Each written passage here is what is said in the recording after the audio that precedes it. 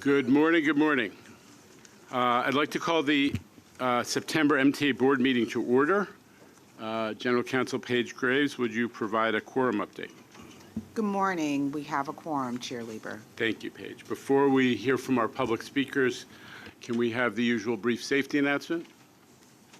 Your safety is of foremost importance to the MTA. Therefore, we ask that you listen to the following instructions. In the event of an emergency, notify emergency personnel in the room and 911 should be called. If an alarm sounds, wait for a public address announcement and follow instructions.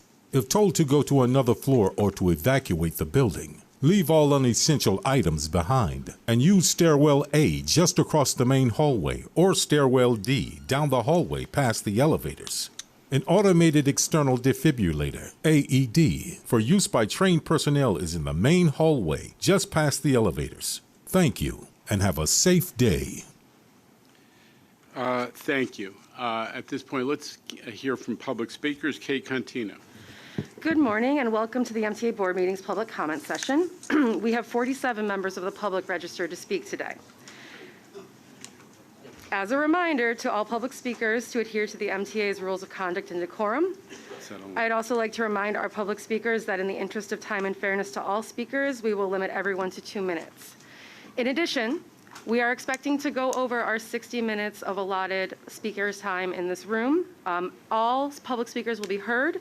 We will move to an overflow room following 60 minutes of public testimony, and all of those comments will be recorded, published, and shared to the board members. Please be aware that there will be a warning beep for our speakers that will remind them when they have 30 seconds left to conclude the remarks. Our first speaker will be Tom Wright, followed by Kara Girl.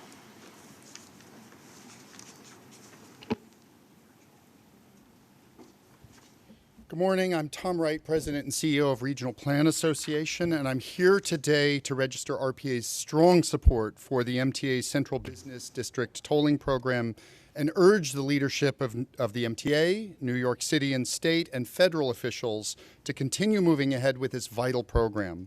For decades, RPA has advocated for congestion pricing as the centerpiece of a set of policies that will lead to a greener, healthier, more prosperous and equitable city and region. The environmental assessment demonstrates that congestion pricing will have benefits for communities across the city and region. It will reduce traffic congestion and improve air quality. It will raise vital revenue for public transit. It will make the transportation system more equitable. While congestion pricing will dramatically improve regional air quality and traffic, there could be some potential impacts on select highways, including the Cross Bronx Expressway, the Staten Island Expressway, and the Hudson River crossings. These potential effects, all much smaller than the anticipated benefits, can be addressed by local mitigation strategies, such as electrifying Hunts Point Terminal and the trucks accessing it, electrifying the bus fleet, directing money for EV charging infrastructure, and accelerating plans to cap the Cross Bronx Expressway. These investments should be pursued regardless of congestion pricing, and some of them could be funded with the revenues generated.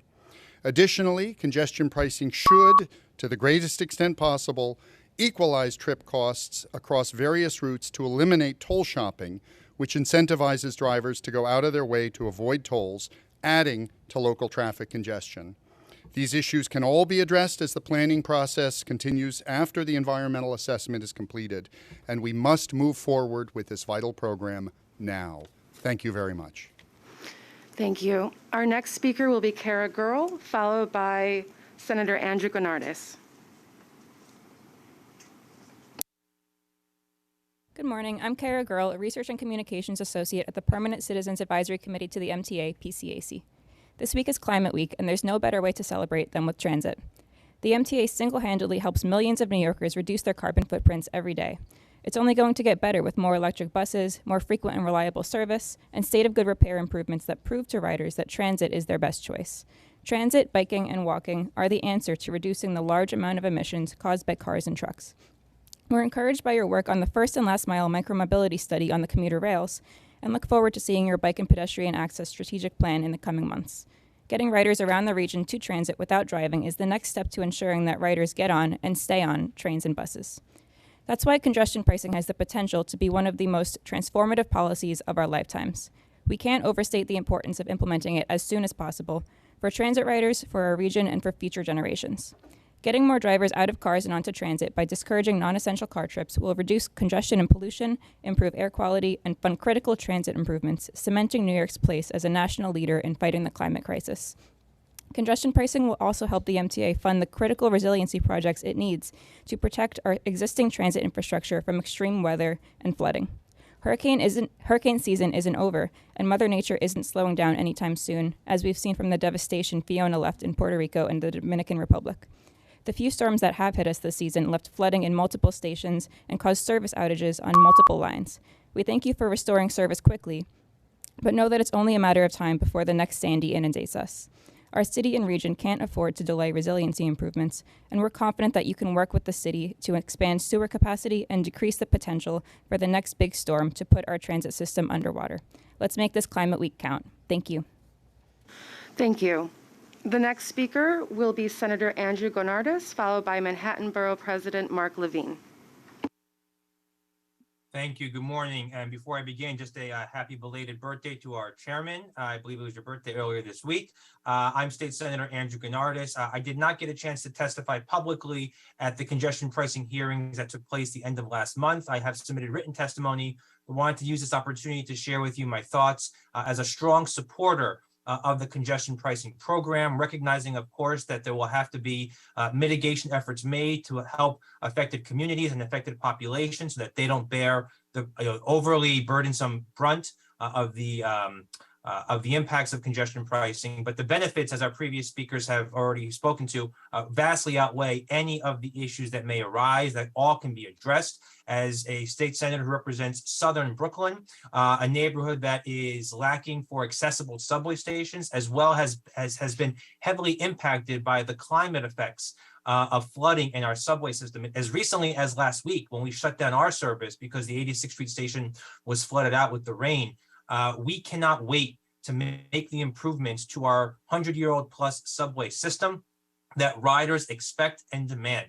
And at a time when ridership is plateauing and we are concerned about the future of transit in the region, what better way to show people that we are going to have a world-class transit system, but by committing the funding and doing everything we can to get the funding to make sure we're doing the upgrades we need to make the system fully reliable, accessible, and can serve everyone across the region. It'll have a huge impact in every single neighborhood that I represent, as well as every single neighborhood of this city.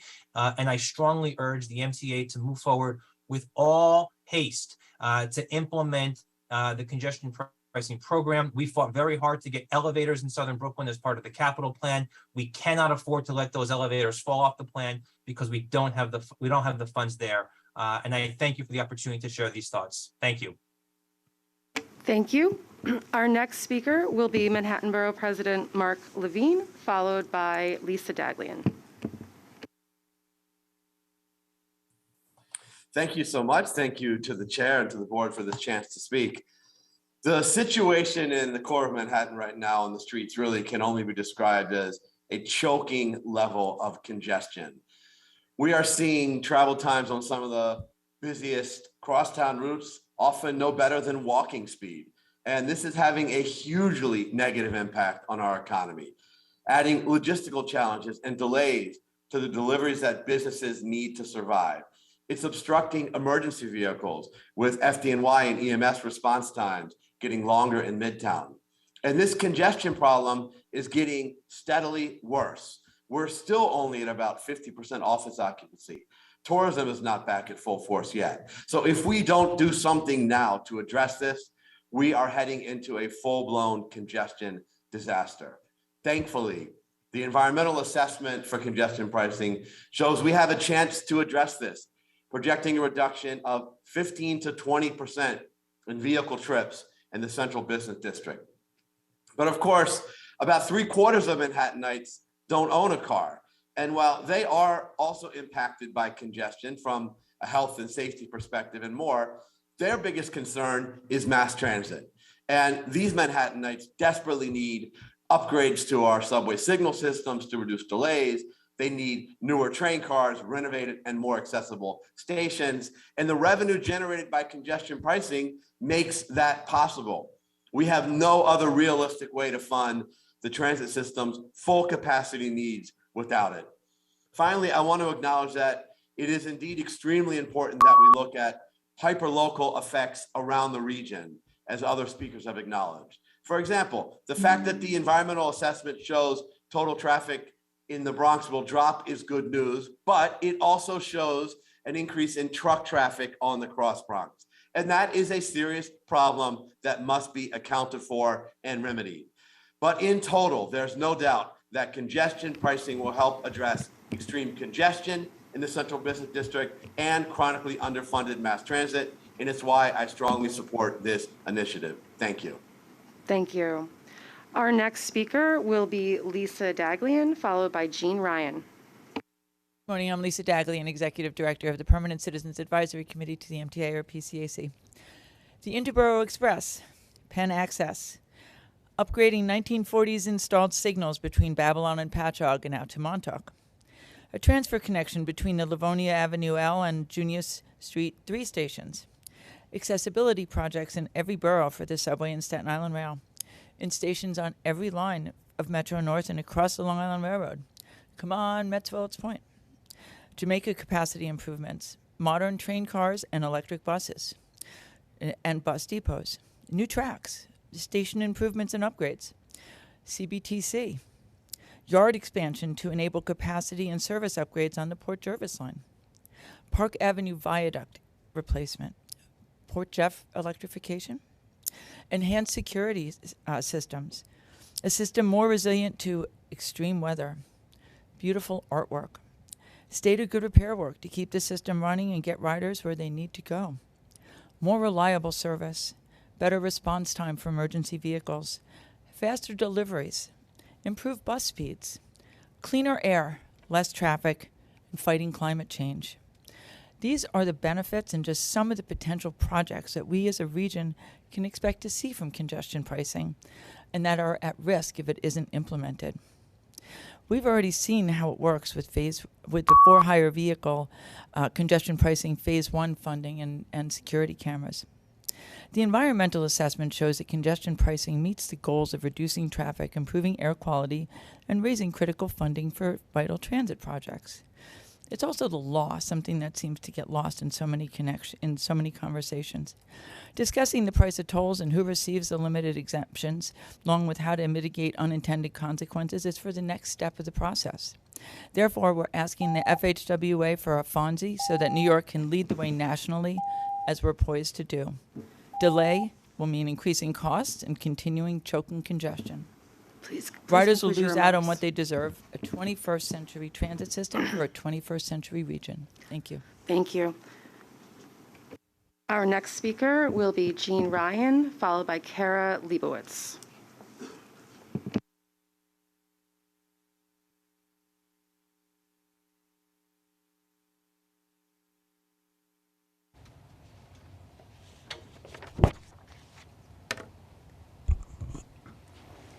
Good morning. I'm Jean Ryan. I'm president of Disabled in Action of Metropolitan New York. I'd like to talk about Access-Ride. The app needs attention and redoing, and we've been asking for that for so long, and we've been ignored. Why is it okay to ignore Access-Ride riders? If we book on an app, you don't have to have so many people answering the phone. And apps don't get retirement and sick benefits. So that could save the MTA money. But we keep getting ignored, and the app is terrible, really terrible. If you could figure out how to use it, you're lucky, but it's still terrible. And then that leads us to the scheduling system, which for years we were promised it would be in this quarter or that quarter. It would all be, all the glitches would be worked out and the scheduling would be better. But, and it cost so much money. And it was heralded that it would be a great thing. But I don't think it's a great thing. Because when we ask for a certain pickup time, we get a time an hour later or an hour earlier. Who does that? nobody of us is going to travel an hour earlier, an hour later than what we really want. So, but you probably don't know that this is happening. And the other thing is that there's so much waiting involved. We either get someplace super early. They allow an hour and a half for a 30-minute trip. Okay, you got to build in some extra time, but you have to build in that much time. The scheduling is just so erratic. Thank you. Thank you. Our next speaker will be Kara Leibowitz, followed by Councilmember Lincoln Ressler.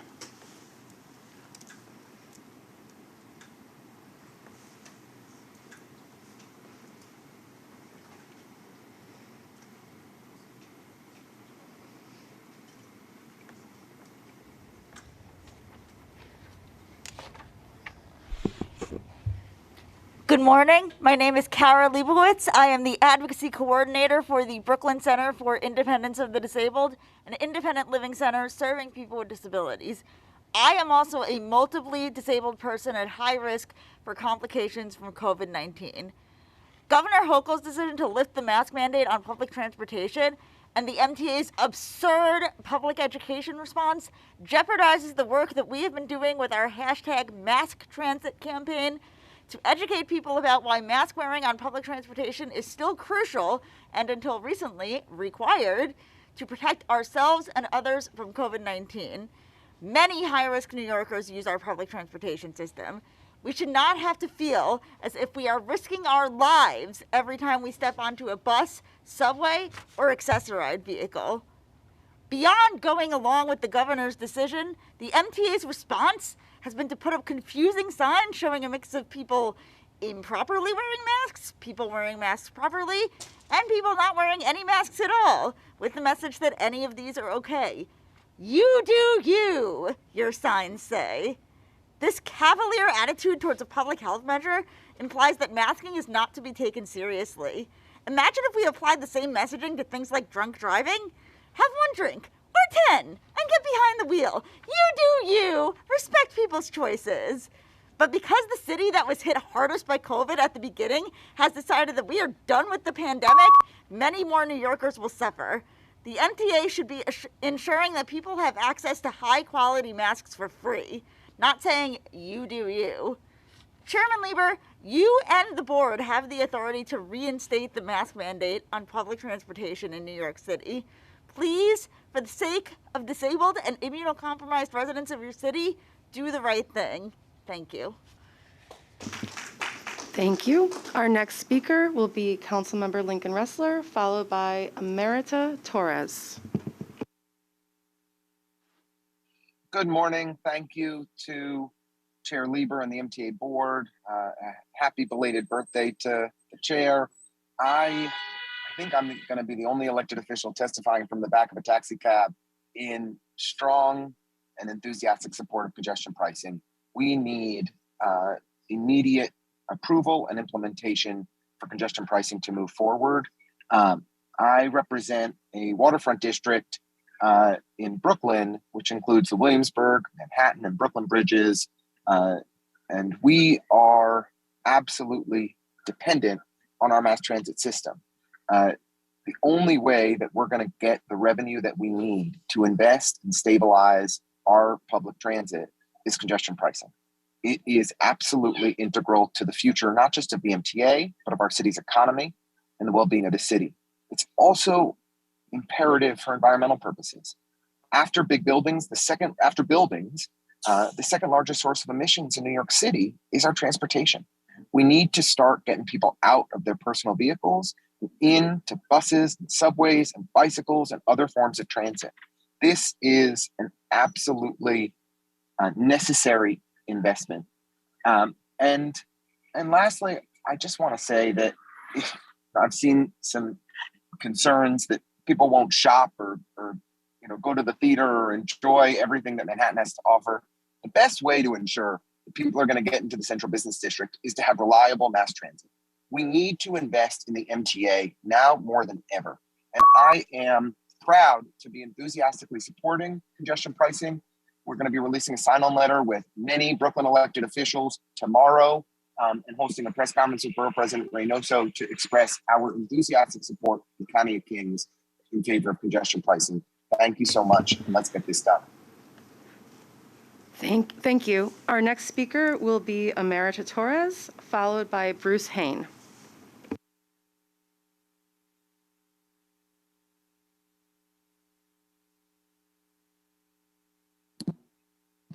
Good morning. Good morning, everyone. My name is Emerita Torres, and I'm the Vice President of Policy at the Community Service Society of New York. At CSS, we work with and for New Yorkers to promote economic opportunity and champion a more equitable city and state. I'm going to focus on why we support congestion pricing, as well as some of our concerns regarding the recent environmental study. CSS conducted an analysis in 2017 and again in March 2022 to study the impact of congestion pricing, particularly on outer borough residents, meaning those in Brooklyn, the Bronx, Queens, and Staten Island, based on American Community Survey data. I wanted to highlight 3 of our main findings, and I'm happy to share the full report in the chat. Number 1, consistent with our 2017 analysis, only 4% of outer borough residents would regularly pay the congestion charge, as the majority of outer borough residents depend on public transportation to get to work and therefore stand to benefit from congestion pricing. 2 of the city's outer borough residents in poverty, only 2%, that's about 5,000 residents, will be asked to pay a congestion fee as part of their daily commute. And finally, for every working New Yorker in poverty who will regularly face a congestion charge, 50 workers will benefit from the mandated investment of congestion revenues in transit upgrades. So all of this is to confirm that with relatively few exceptions, congestion pricing will not be a regressive surcharge on New Yorkers in poverty.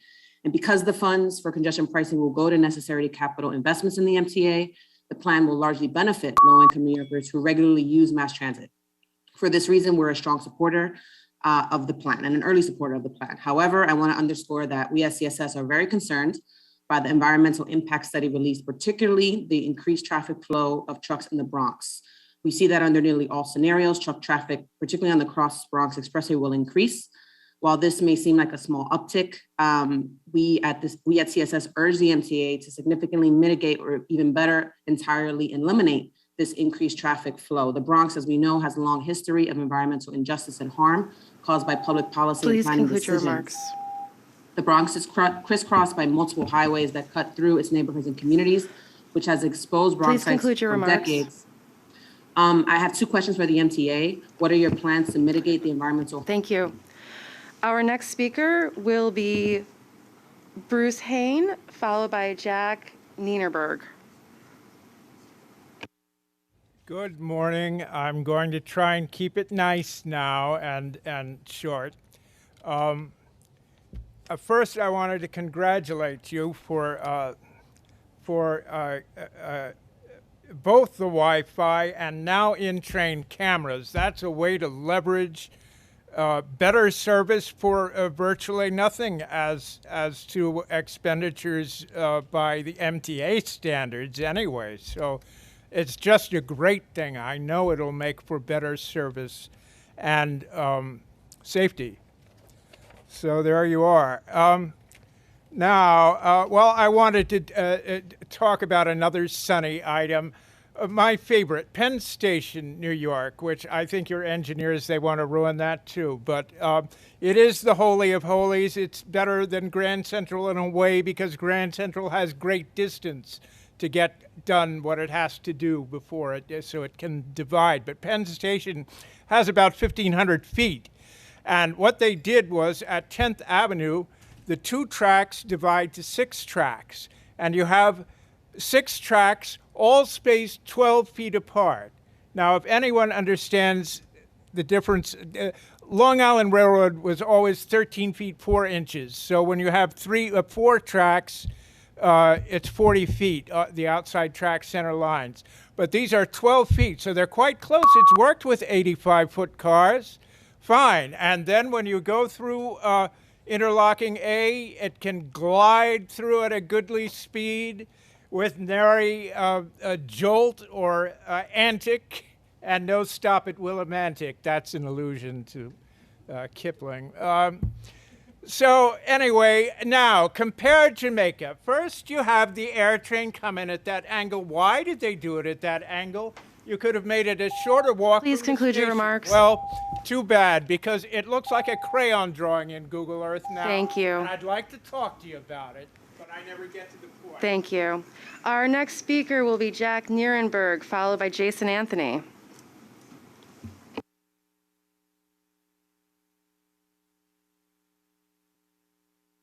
Morning, I'm Jack Nierenberg, the Vice President of Communications and Community Outreach at Passengers United, and I really hope you're listening because I am fed up right now. Why am I fed up?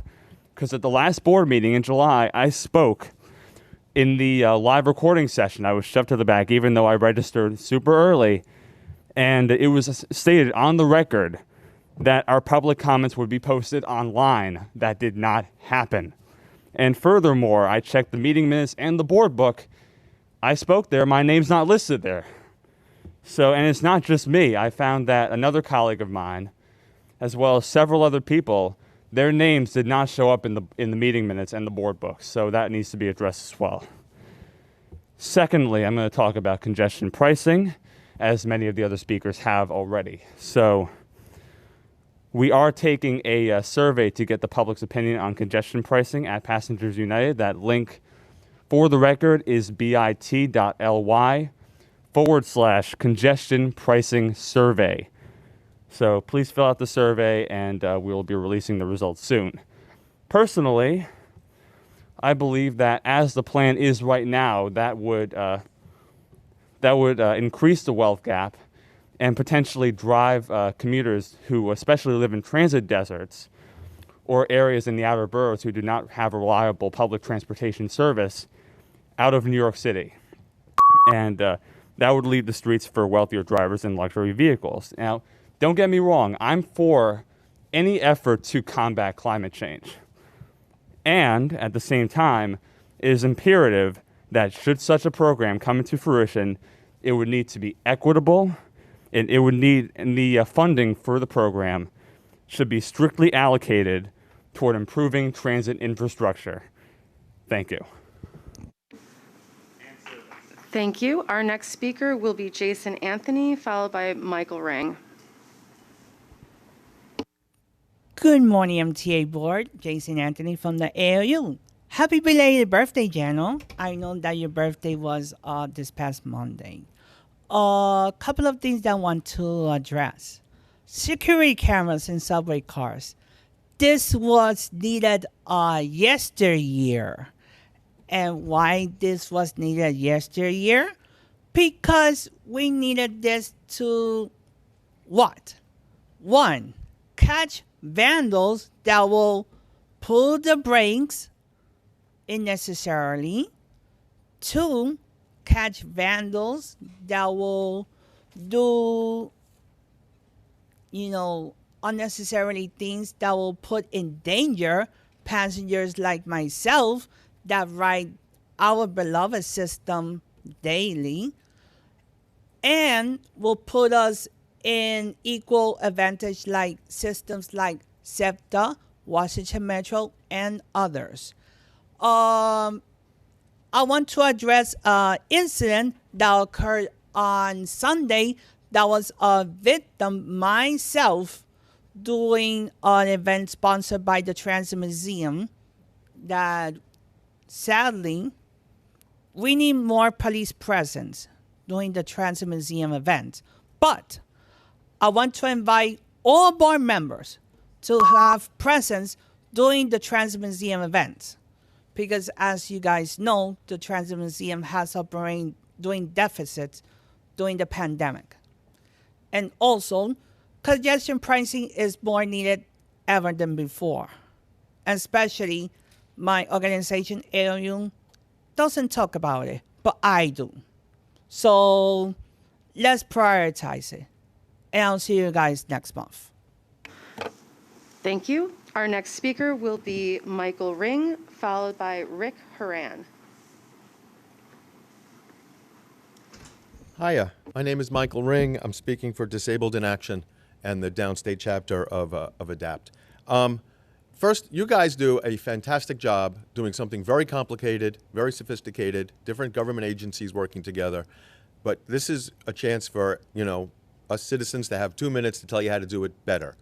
A couple weeks ago, an Access-a-Ride passenger named Catherine Shine was yanked out of her car. You've all seen this on the news. Beaten, yanked out of her car, thrown out of the ground, and the driver drove away. This is what called broker services. For many reasons, it's more economical, more sustainable for Access-a-Ride not to use those big blue and white vans. I'm very happy when I'm picked up by a broker services vehicle. It's more comfortable, and I know I'm causing less pollution, less traffic, spending less money. But we don't know how these drivers are vetted. I can tell you that they often don't know I'm a person with a disability. They just think it's some corporate pickup they're doing. I don't know how they're trained. I don't know if you guys know how they're trained. The Access-a-Ride drivers are trained. They, to get out of the car, help people who have needs, call out if you have a visual impairment. The guys in broker services don't know that. There needs to be some more vetting and training for these guys because they're vetted and trained by the Taxi and Limousine Commission. And a TLC driver doesn't have to speak English, let alone know that they're picking up someone with a disability. They also don't know how to get reimbursed for their tolls. So my friends that live in Bay Ridge have to take a crazy route to get here today. Or no one wants to get picked up in Staten Island or Rockaway because they are not trained on how to get reimbursed for the tolls, which it's MTA toll, MTA vehicle, who needs the toll? So let's do this a little better, and the big picture, please keep up the good work. Thank you very much. Thank you. Our next speaker will be Rick Horan, followed by Rachel Foss. Rick, please unmute your mic.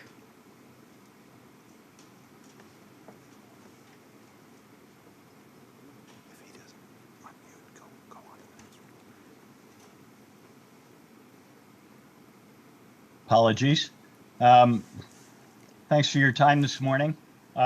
These comments are relative to the MTA's ongoing 20-year capital needs assessment, and specifically regarding the Rockaway Beach Branch reactivation. I'm speaking on behalf of the 47,000 riders who the MTA said would be using the reactivated Rockaway Beach Branch when aligned as a subway. And these riders are not just numbers, they're real people who have been waiting 60 years to access better education, jobs, and recreation. Last week, Tom DiNapoli issued the New York State Controller's report on the Rockaways and confirmed what everyone already knows, that Queens is a transit desert, especially South Queens. The report stated that Rockaway residents average a commute time of 50 minutes, which was the longest of the 55 New York City neighborhoods.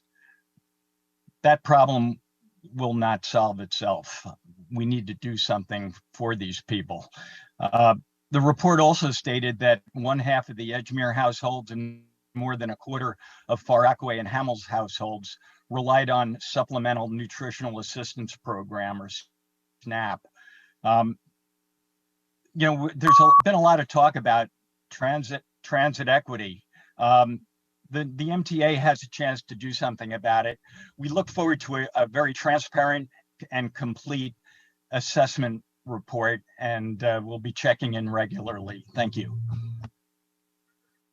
Thank you. Our next speaker will be Rachel Foss, followed by Jean Padula.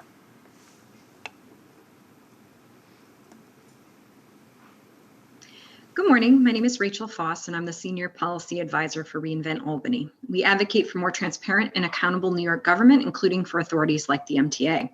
I would like to address 2 issues today. First, the continued urgency of congestion pricing, and second, the MTA's new beta metrics dashboard.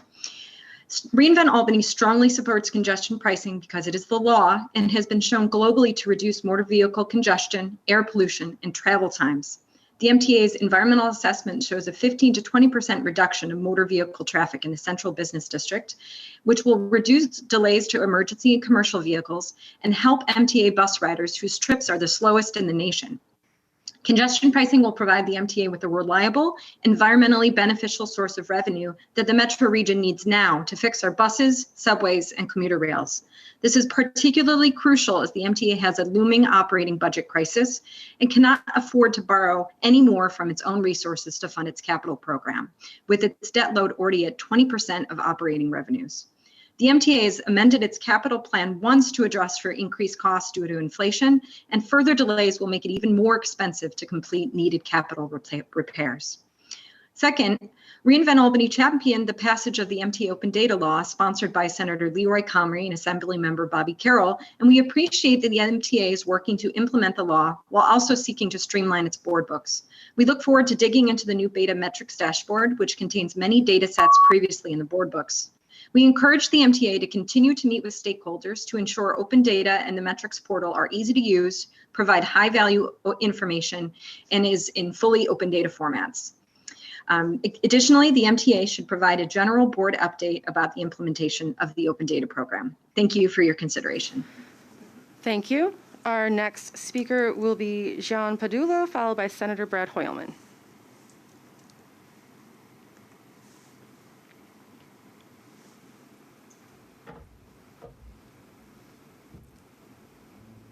Where's the mic? Oh, there it is. All right. Good morning, folks. Welcome back. Hope everybody had a nice break and ready for another action-packed year of board meetings and hopefully positive outcomes. My name is John Padula. I am a supervisor with Educational Vision Services from the Department of Education. I'm also a member of the Advisory Committee for Transit Accessibility. A few quick things. I was on a 7 train a couple of weeks ago after a glorious Mets victory over the Dodgers.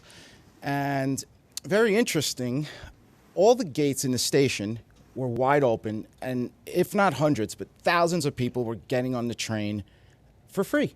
I can't even imagine how much revenue was lost. I don't even understand why that was happening. But secondly, for Chris and the Accessoride team, just wondering where we are with phase 2 of the on-demand program. Please, again, it's made a big difference in many of our lives. More people need it.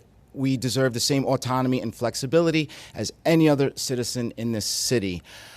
The other thing I wanted to mention is reimbursement for tolls. For the Limesis drivers, they're still complaining they're not getting reimbursed for the tolls.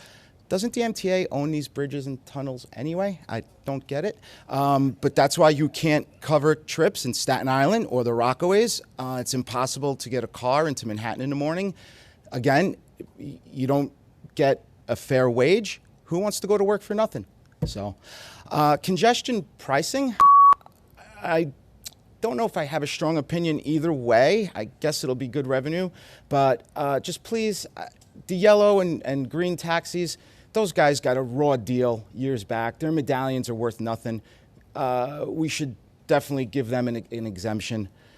That's all I have for this month. Thank you all, and see you soon. My name is John Padula. Thank you. Our next speaker will be Senator Brad Hoylman, followed by Maria Griffin Castro.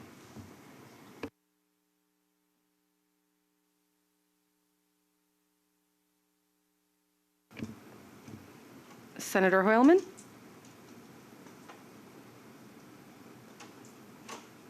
We'll come back to the good senator. Maria Griffin Castro will be our next speaker.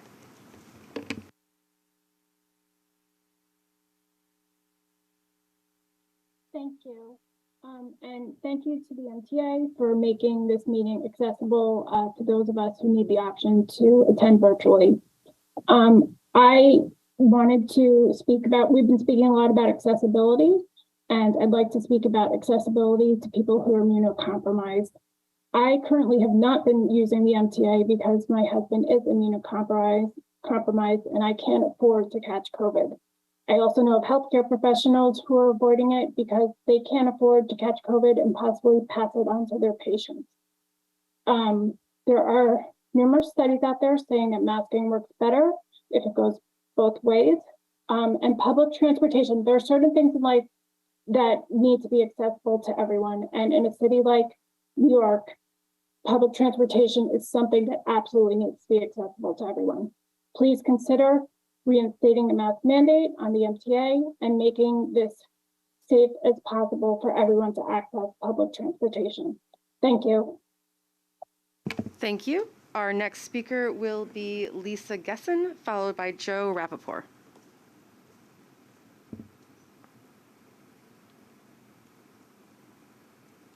Good morning. Thank you so much for this opportunity to speak remotely. I would love to be there in person, but because of the lack of mask mandate, I'm afraid to go in person. I'm the operations manager at the Brooklyn Center for Independence of the Disabled, but I'm speaking to you this morning more as a private individual. My husband has, I'm sorry, it's just a little emotional. My husband has stage 4 cancer. He has a myxoid liposarcoma. He's undergoing chemotherapy treatment at Memorial Sloan Kettering Hospital. And because of his immunocompromisation, we are trying to avoid taking unnecessary trips on the subway.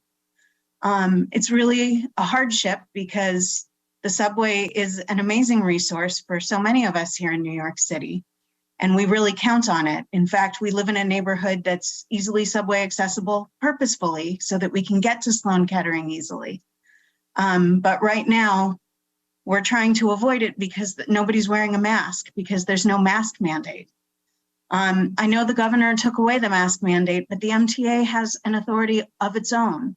You could make this possible for people like myself and my husband to safely feel safe, ride the subway, go where we need to go, get chemotherapy.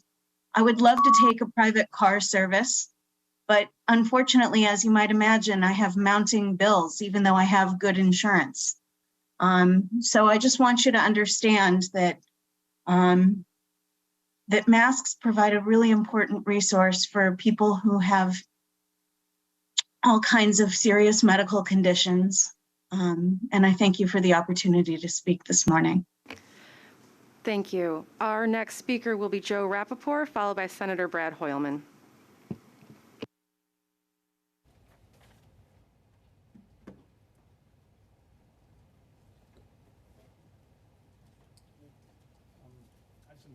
From the accessory reform group that I hope somebody can distribute.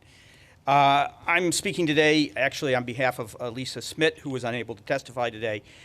Lisa writes, along with being a subway rider, I'm the significant other of MTA conductor Benjamin Schaefer, who died of COVID-19.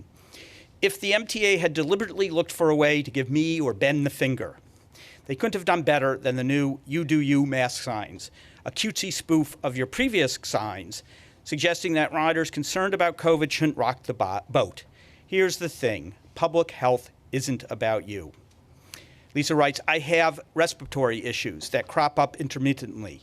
Flu takes me to the ER with trouble swallowing and breathing. One infection kept me home for 3 weeks. I don't know how my body would respond to COVID, but given my medical history, I won't fool around and find out, especially as the caretaker for my elderly father. She writes, I ride the subway during as slow a period as possible. When I'm near someone unmasked, I walk to another part of the car or change cars. Without the mandate, that workaround is untenable. Public transportation gets commuters to work and essential errands. Many are immunocompromised. You've heard Ben's name before. You gave him an award of excellence in 2018 for heroism. As a transportation infrastructure expert, Ben would have had so much informed insight to share on this topic, except he can't. He's dead. He contracted COVID in March 2020 during the period when the MTA either didn't permit or adequately provide for masks. No one wants the pandemic to be over more than those who lost a loved one. Saying it's over doesn't make it so. When there are 400 plus people dying daily of COVID and so many yet to be known effects of long COVID to unpack. Please reinstate the mask mandate, replace the offensive "You Do You" signs, protect medically vulnerable riders. Thank you. Thank you. Our next speaker will be Senator Brad Hoylman, followed by Charlton D'Souza.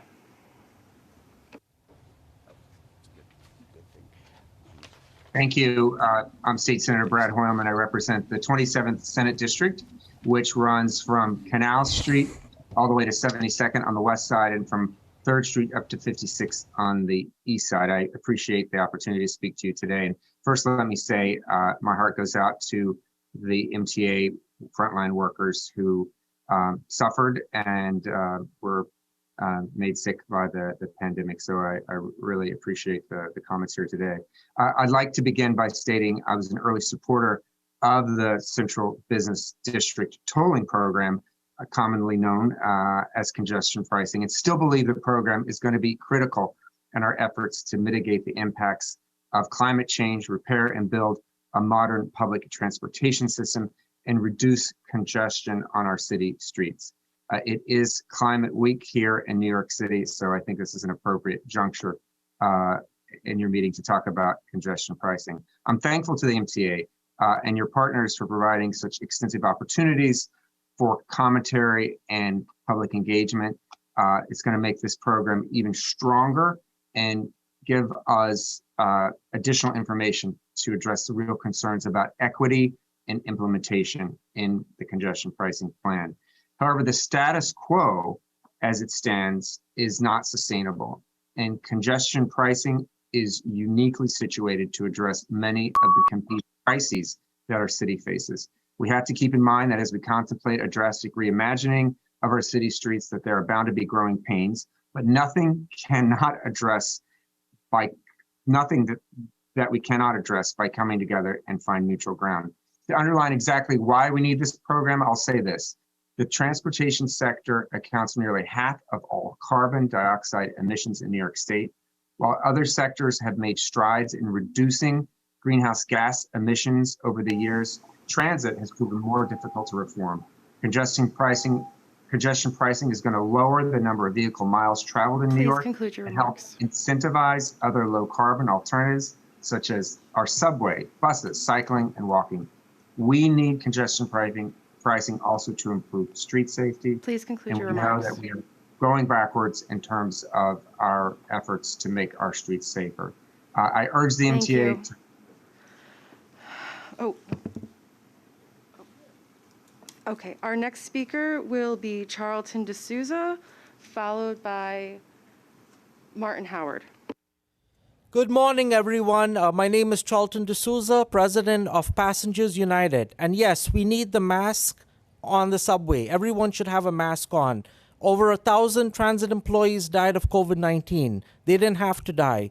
I want to talk about the Queens Boulevard line and the CBTC failures. These are brand new signals, and every day people are being stuck on the trains for over an hour. And it's getting ridiculous now. Mr. Chairman, we need an investigation into what's going on in the Queens Boulevard line and why we're having these delays with the new signals. Also, I want to talk about surveillance cameras in the subway. Passengers United kept coming to the meetings and kept talking about surveillance cameras, and we got them. So thank you so much for putting it in every subway car. However, when the criminals are caught, guess what? They're going to be out before the paperwork is even done at the police station because of our bad laws. So we need to get that fixed right away.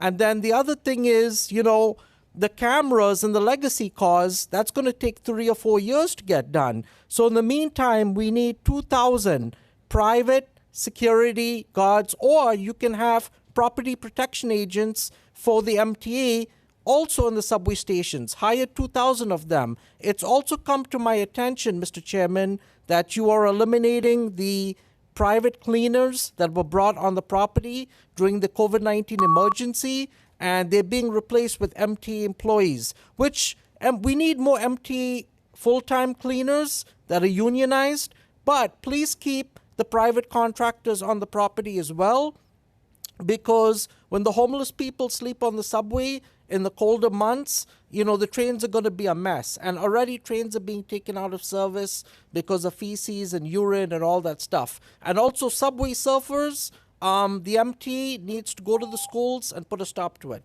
Thank you. Thank you. Our next speaker will be Martin Howard, followed by Joe Panella.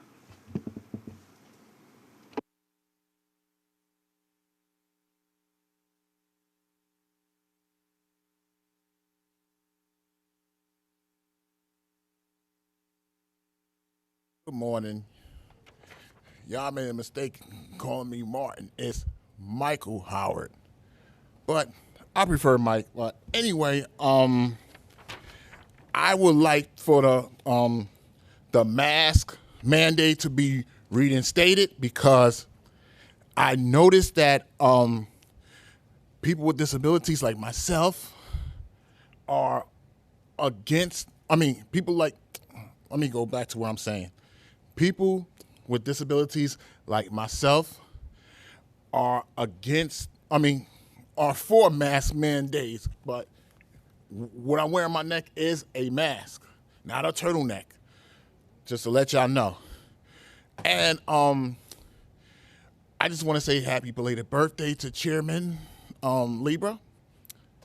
That's what I should have said in the first place. But I want to say y'all did a good job cleaning up the trains on the outside that I've seen on a R179 on the A line. But there is more work need to be done. It needs more cleaning needs to be done, especially on the R46. They need to be clean at all times on the outside. And what I'm about to say is back to the mask mandate. Let me say this before my time is up. President Joe Biden, I know you're here in New York City at the United Nations. I want you to hear this message loud and clear from what you just said. I'm going to reverse it. This is not an endemic. The pandemic is still here. Thank you, Mike. Our next speaker will be Joe Panella, followed by Dr. Lucky Tran.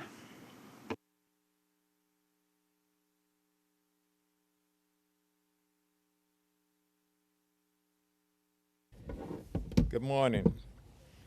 My name is Joe Pennell. I'm a 78-year-old veteran. I came here today on behalf of the handicapped, seniors, and disabled people who gave services to our country. They are in need of metro buses just for the disabled and the handicapped seniors, scheduled on SBS lines daily from 7 a.m. to 7 p.m. This request is much needed because buses do not run often enough, meaning they run maybe 1.5 hours, and they only allow one power wheelchair. 3 walkers are allowed on those buses. So those handicapped, disabled, and seniors now have to wait for another half hour or so. And this is something that needs to be addressed because we are not young people. We are people that have serviced this country and gave services, and now we need services that are not being given. I want to go to an appointment. I don't have services for that. I need food. I don't have services for that. And neither do the people like me who are disabled, who are handicapped, and who are seniors that cannot afford accessory, taxes, and etc. So with that being said, thank you for allowing me this time to address this matter. Please help us now. Have a nice day. Thank you. Our next speaker will be Dr. Lucky Tran, followed by Ariana Parasco.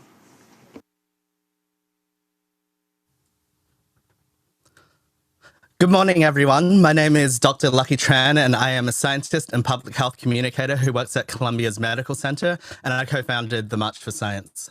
As someone who's been working nonstop over the last 2.5 years to help keep our community safe from COVID, I urge you to please reinstate the mask mandate for public transit. Many people who come to the medical center are vulnerable to COVID because they are immunocompromised, disabled, or elderly. At the medical center, everyone is required to wear masks because we do everything that we can to keep our healthcare workers and patients safe.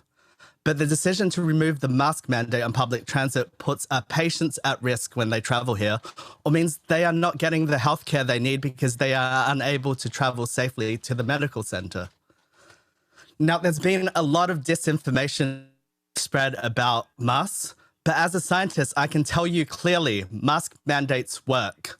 Masks are the most effective when everyone wears one because every person wearing a mask reduces the amount of virus in the air, making the safer for all.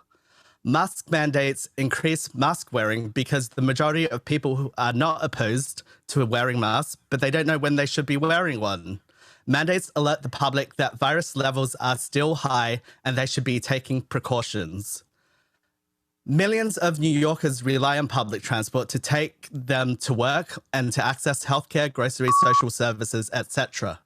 No one should have to risk their health in order to access essential services or go about their everyday lives. New York is at its best when we all work together to keep each other safe. With virus levels still high, and yes, they are still high, now is not the time to stop caring for each other. Please do the right thing and reinstate the mask mandate for public transit. Thank you. Thank you. Our next speaker will be Ariana Parasco, followed by Felicia Park Rogers. Hi there, my name is Ariana Parasco. I'm speaking on behalf of thousands of concerned residents about the impending LIRR schedule changes on the Port Washington branch. We've now had 3 public hearing sessions during which hundreds of local residents from Port, Manhasset, Great Neck participated to voice how egregious the complete elimination of the express train is on this branch and how it will drastically impact our quality of life. There's been a lot of positive stats shared about East Side Access Project and its increase in train service, but unfortunately 4 stops, Port, Plandome, Manhasset, and Great Neck are the only losers in the whole equation of the East Side Access Project. No other branch or train stops specifically are seeing a 7-minute plus increase in commute time. In regard to the claims that service is increasing on this branch, let's be clear. This is simply a restoration of the pre-COVID peak service schedule only. Additionally, I urge you to make a data-centric decision about the Port Washington Express train. The outer port zones stops carry 80% of ridership on the branch, and the inner Queen stations only 20% of ridership. Maintaining the express zone split at Great Neck allows for a fair 50-50 service split between inner and outer zone commuters. I'm a mom of 2 young babies, and this proposed schedule change has a tremendous negative impact on my quality of life and for so many other working parents who live in these communities. I have to commute to Penn because I work in Jersey City, and it's truly a false assumption that all riders have the flexibility and time to go between Penn and Grand Central with ease. For example, to make it to work on time with the new proposed schedule, I'd have to leave an hour earlier from my house. How is this progress? Who will take care of my child when daycare is closed? Now layer in the regular delays, missed trains and transfers. The ripple effect is enormous. This proposal is truly unfathomable as a commuter. We're talking about progress, but my commute will now take longer than my parents' 40 years ago. After such an overwhelmingly negative response from all commuters during the summer, our expectation is that we would have heard something from you all on what can be done to remedy the situation by now, and it's been cricket. We want and deserve answers, so I ask, what are the next steps? We really need answers from you. Thank you. Our next speaker will be Felicia Park Rogers, followed by Janine Franz. Hi, my name is Felicia Park Rogers. I'm the Director of Regional Infrastructure Projects for Tri-State Transportation Campaign. Today, I reiterate TSTC's unequivocal support for the swift implementation of congestion pricing, an internationally proven policy to reduce congestion on the most crowded of our city streets, reduce overall emissions, and raise money for badly needed state of good repair work across the system. This policy will speed up buses, emergency vehicles in the central business district. It will incentivize drivers to move discretionary trips away from cars and to other modes of transportation. For those who must drive, they will be able to drive on streets with less gridlock and traffic congestion. It will make for a more pleasant and safe street environment for the millions of residents of Lower Manhattan, as well as people who visit and work there. Funds will go towards improving accessibility with more elevators, modernizing the oldest of signal systems, and many vitally needed projects. The environmental assessment has shown potential increases in emissions in environmental justice communities outside of the congestion zone. These potential emissions increases must be taken seriously. These are communities that have already suffered decades of environmental racism. They need to have better air, not worse, even if it is an incremental impact. That is why the environmental assessment process is so important. It allows the MTA, as well as New York City and New York State, to understand any unintended consequences in advance of implementation and to act and plan in advance to mitigate these potential outcomes. In fact, the EA results require a mitigation plan to be developed and implemented. Mitigation solutions include prioritization of EJ communities for bus depot and fleet electrification, prioritizing these areas for implementation of IIJA and IRA projects, such as building out electrification charging infrastructure, electrification of Hunts Point truck fleets, capping the Cross Bronx, and creating tolling structures that don't incentivize increased truck and vehicle routes through the environmental justice areas. Please conclude TSTC your calls remarks. on the MTA and the city and the state to work together to present a realistic mitigation plan as soon as possible to ensure the implementation of congestion pricing in 2023. Thank you. Thank you. Our next speaker will be Janine Franz, followed by Sally Wolf.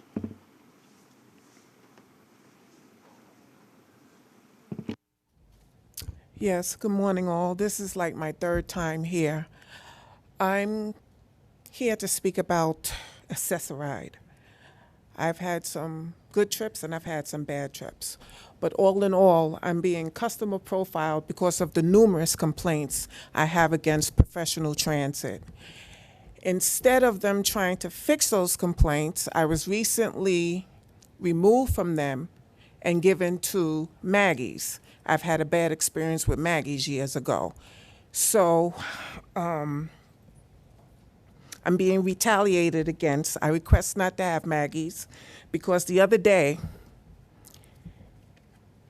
the driver came and they called me. I requested a courtesy call. I came downstairs, and as soon as I came downstairs, they left. When I called, they said, well, you weren't down there. But from what I read, you got 5 minutes to be there and another 5 minutes after someone calls you and lets you know. The trips that I've had with professional, they were my preferred. I had some great drivers. But even the dispatchers were nasty. Some of the drivers, I had one where I had to call the police. He was verbally abusive. He cussed me. He threatened me. There was another one who was texting while driving. I have proof of that. There was another in the midst of the pandemic. Didn't have his mask covered. I have pictures of those too. This is my third time. If I have to come here every month, every third Wednesday, please, I need your help. I need someone to talk to me. I emailed the board members the other day. I have no response. I request not to have Maggie's. What they do, they give me Maggie's. I'm leaving it up to you. But what goes on in the dark comes to light. There are many, many more issues I have with them. Thank you. Thank you. Our next speaker will be Sally Wolf.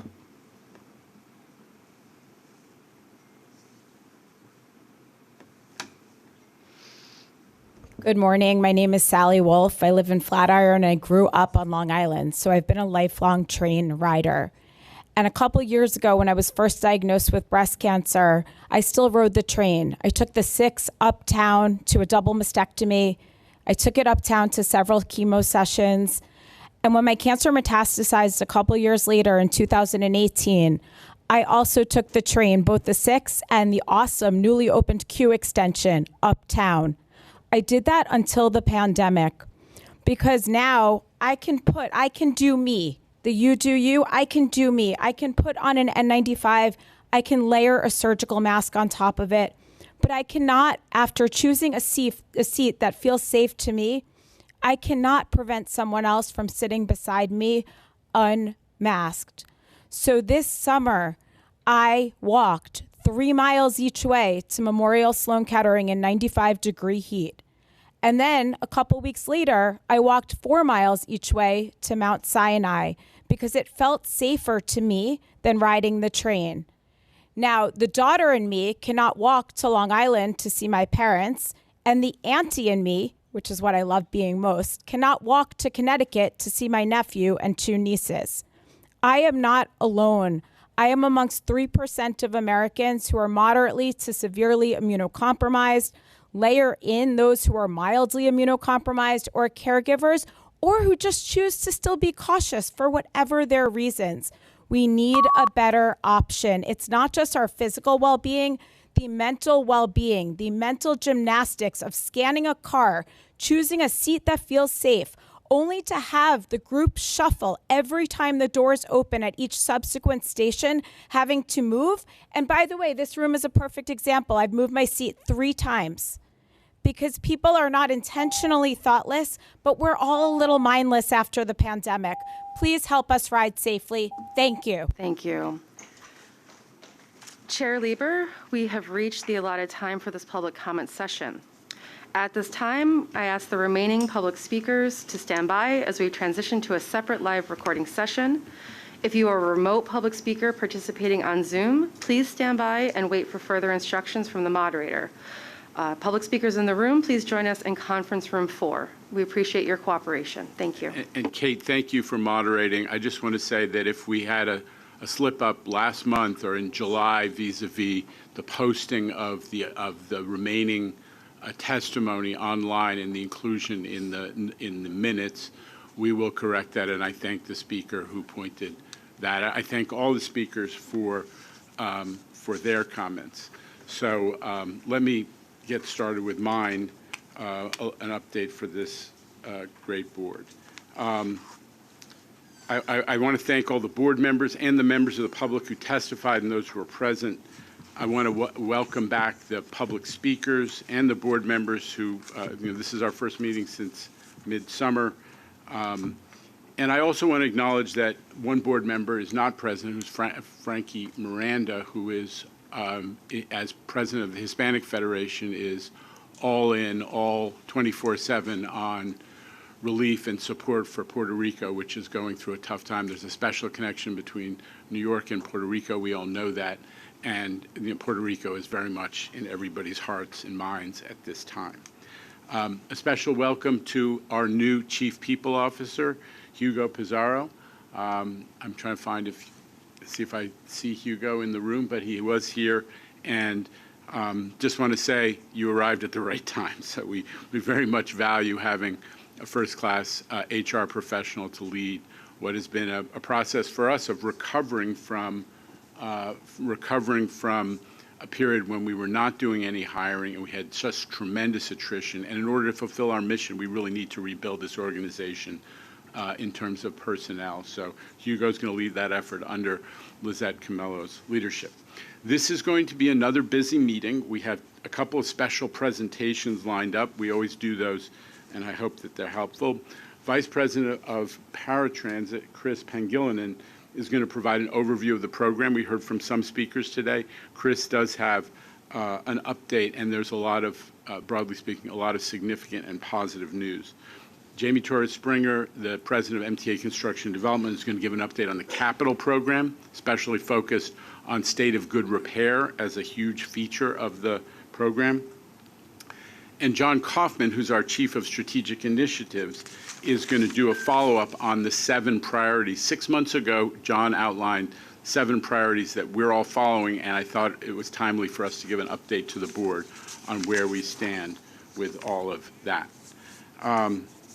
Look, September has been a huge month for the MTA when it comes to ridership. We had 2 amazing weeks in a row right after Labor Day. And at this point in my text, I was going to tell you about a week ago today when we hit new records. But you know what? We had a no record yesterday. Again and again and again. This morning, I just got the news literally as we were sitting here. New ridership highs on subways and commuter railroads yesterday.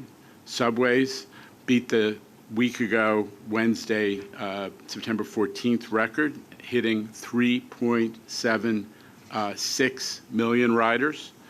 Metro North carried more than 188,000 riders. Kathy, highest total since the pandemic. And Long Island Railroad had what I think is its second best day, but 204,000 riders, and the LIRR is consistently in excess of 200,000. And not to be forgotten, OmniShare continued to increase. We're almost at 37%. This is a huge issue for us because we know we are trying to make sure that everybody's, we do an effective transition to Omni, in part because we want people to get the advantage of what Tap and Go can do in terms of fare discounts and special promotions, because those really are something that is being taken up by our Omni riders.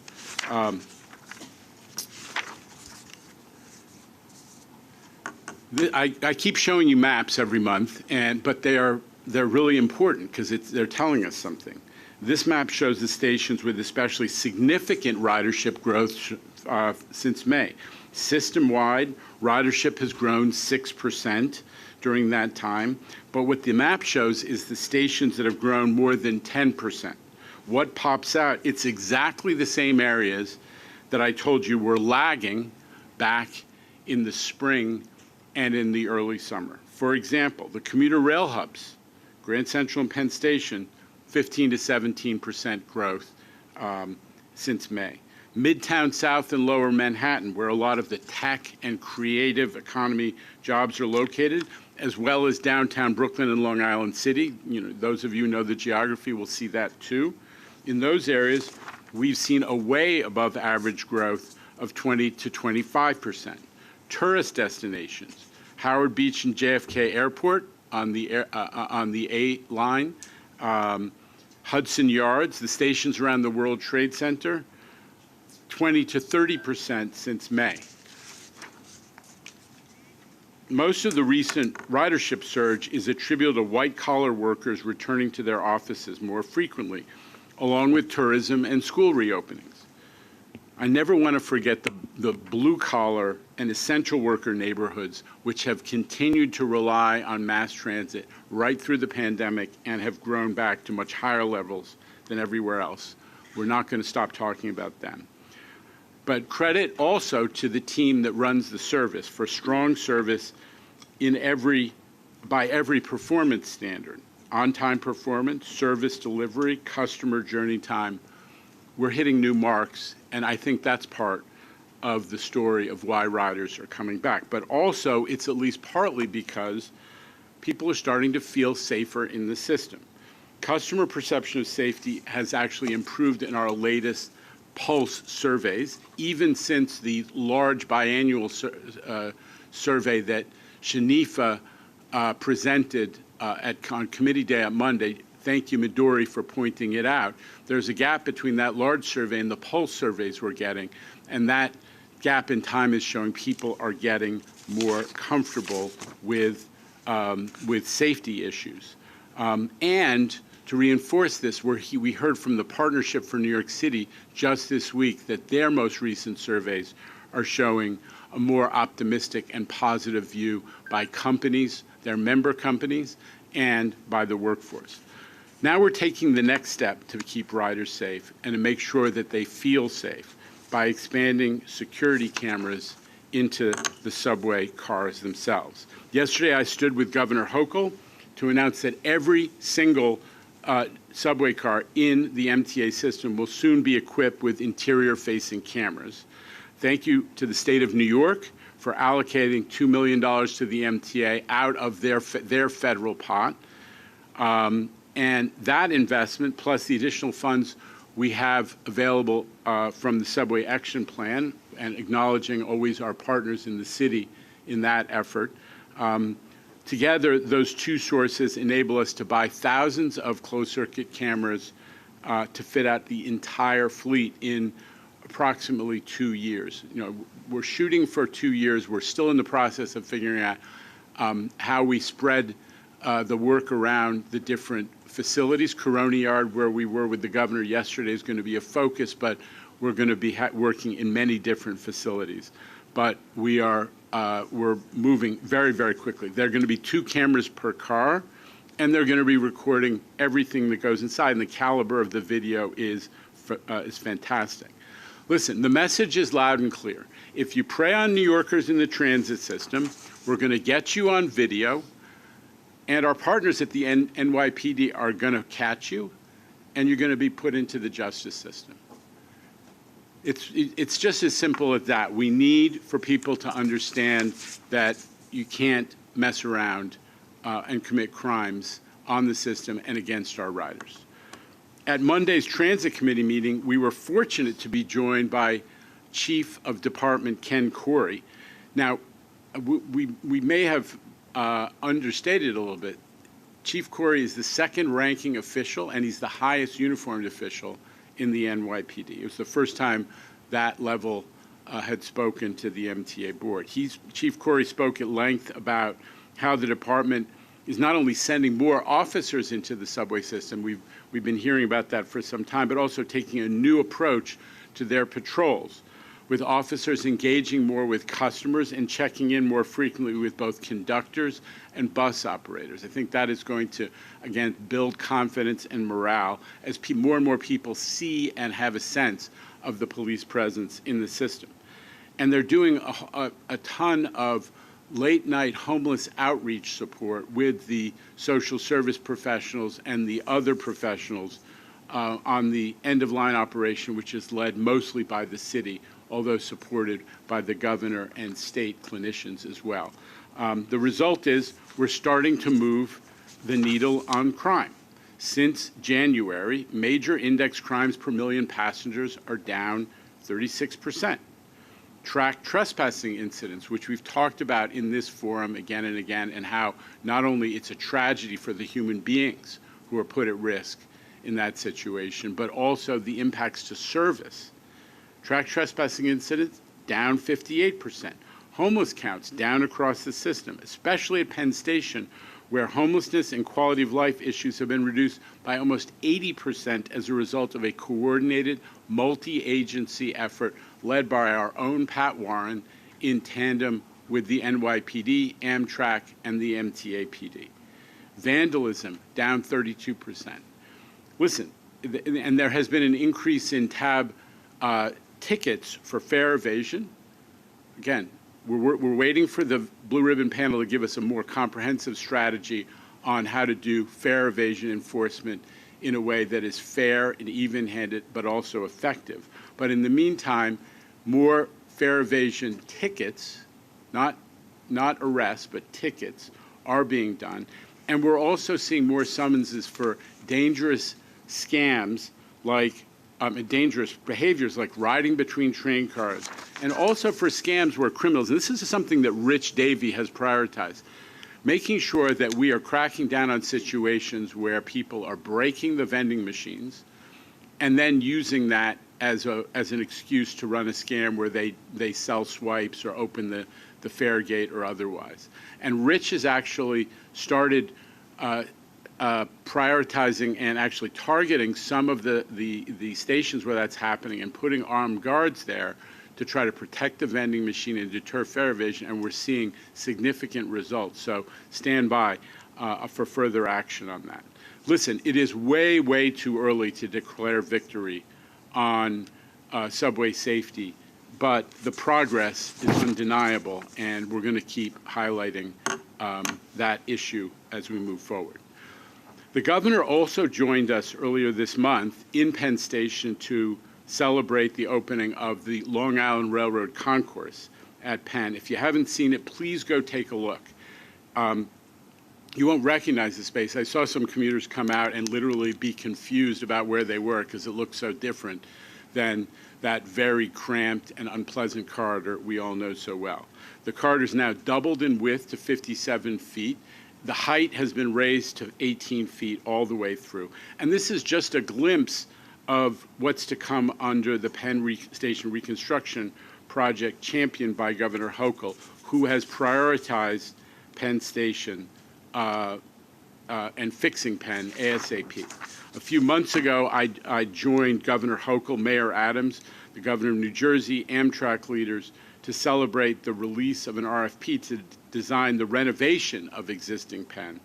Today, the board is going to vote on an award of the design contract for the station reconstruction, and not a moment too soon. The team selected includes a major international architecture firm, McCaslin and Partners, which designed the incredibly successful King's Cross renovation in London. That is probably the most significant precedent project for the renovation and reconstruction of existing Penn, and we're thrilled that that teamwork is part of this story. I've never been shy about acknowledging that the limitations, the shortcomings of existing Penn, the low ceilings, the cramped spaces, the narrow corridors, the shortage of sunlight. As you saw in the prior slide just a moment ago, these are inhumane conditions that really are totally inappropriate for the North America's busiest transportation facility, especially the passageways where commuters, and I'm looking at Jerry Bringeman and the people he represents, and Vinny Tessitore and the MTA workers he represents, for Long Island Railroad customers and for Long Island Railroad workers, we're in those passageways where they're forced to access the platforms and they can't even move around, where it's literally an inhumane crowd, overcrowded condition. I'm not even sure about safety in emergencies. It is a really, really urgent conditions. So opening things up is going to make a huge difference, and and credit to Jamie and the team at MTA C&D that really moved this procurement along so that we could get it going, quickly. What did I do? No, I did it wrong. The Interborough Express. Well, I screwed up. I was going to keep talking about this same topic for one more second to make sure we understand that we have a narrow window of the reason, among other reasons, that we're pushing for Penn to get fixed is that in a few short years, Metro North is going to come rolling into Penn Station as a result of that Metro North to Penn project, what we call sometimes 4 Bronx stations. So we have to take advantage of this window of opportunity when ridership in Penn is going to be significantly reduced because a significant portion of our LIRR customers are going to move across town to the new Grand Central Madison facility. And we want to be ready when that new customer pool, who's, by the way, used to Grand Central. A lot of those people are used to Grand Central, so you know how they'll feel if they arrive in existing Penn. We want to keep the momentum going. Governor Hochul's Interborough Express proposal is also moving to the next phase of public engagement. Tomorrow, there's going to be a second virtual public hearing where we're going to give an overview on the project. And this project, as everybody knows, is going to link Brooklyn and Queens without going through Manhattan. The bane of our beloved subway system is with one exception, all the lines have to go through Manhattan, which is not direct for many, many people. And this project also deals with what we call sometimes transit deserts, or at least rail deserts in places like East Flatbush and Maspeth and so on. And what we love about this project, I'll never stop talking about, is it uses an existing right-of-way, leveraging, let's get more transit out of our existing facilities. That's what we love about this project.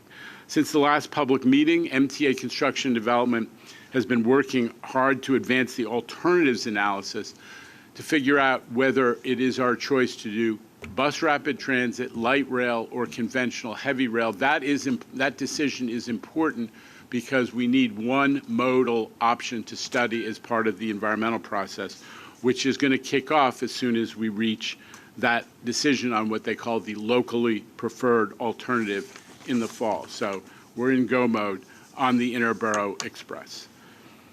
Next year, jumping ahead, we want to talk about speeding the bus system, which remains at the top of our priority release. We expect to release the proposed final plan for the Queens bus network redesign early in the new year, now that the most recent round of public engagement has been concluded. This was an enormous undertaking. Kate Contino, who you see moderating our public comment session, and many other folks at the MTA's GCR, Government and Community Relations Operation, have been working on this along with the bus design professionals at New York City Transit. We had 14 virtual public workshops, more than 3,500 comments submitted, 67,000 views of the proposed routes. People are taking notice. Huge thanks to Kate and everybody at Transit who's been working on it, and thanks in advance because you're going to do it all over again after we release the final plan and get comments on that. I want to also just more broadly take a moment to acknowledge how far we've come in the 5 years since we started reimagining the entire bus network.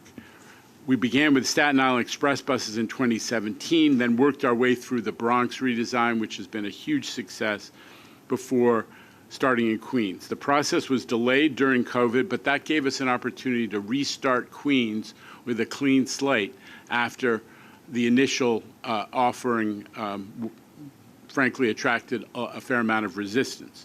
But we're back on track now. We're gearing up to announce the release of Brooklyn. This is important. The draft plan for Brooklyn is going to be released later this year. We want to start to line up the public discussion about Brooklyn and Queens bus networks, in part because there's so many lines that actually cross between the two boroughs. We need to be able to talk about those linkages, so we're moving forward on that front. Manhattan may be the last to get the redesigned treatment, but it was planned that way in the hopes that we would have the congestion pricing moved along, so that could be part of the planning process, so you could understand what impact congestion pricing is having on that big chunk of Manhattan that is in the congestion zone. I'm passionate about seeing these redesigns through. As I've said many times, buses are the engines of equity. They don't get as much attention. Maybe they're less glamorous than the subway, but they really push equity. And there's so many communities where they are the definition of mass transit. I'm going to look forward to working with everybody on this board as we advance that work. So here's a final thought. Board members, there's no denying that like the state, the city, and the entire region, the MTA is facing a range of challenges as we emerge from the pandemic. And perhaps never before have major challenges emerged simultaneously for both the operating budget, you heard about that again and again from Kevin Willens, but also for the capital budget. We're going into a new fiscal year and what will be for the MTA a historic legislative session that's going to address both of those issues to a significant degree. Against this background, one thing that's strengthening my natural optimism is the caliber and chemistry of this board. As we've gotten to know each other in recent weeks and months, it's become clear that the mayor and the governor have given us an extraordinary group, a mayor, governor, and all the other elected officials who appoint to this board. And that they're joining some stars who have been with us representing labor and the riders for quite some time. This is a very, very talented group. We're grateful to have a team of such diverse background and talent to oversee our work through this dramatic period, knowing that all of you share a passionate commitment to our extraordinary mission, the economic and educational opportunity for people in this region, environmental sustainability, equity, accessibility. Thank you, board, in advance for what you will do to guide us in this tremendous year to come, and also to help us advocate with decision makers in Albany and otherwise for the resources that'll make it possible for you and the MTA to fulfill our mission. So with that, I'm turning it over to Chris Pangilinan to make a presentation on Paratransit. Very timely. Chris.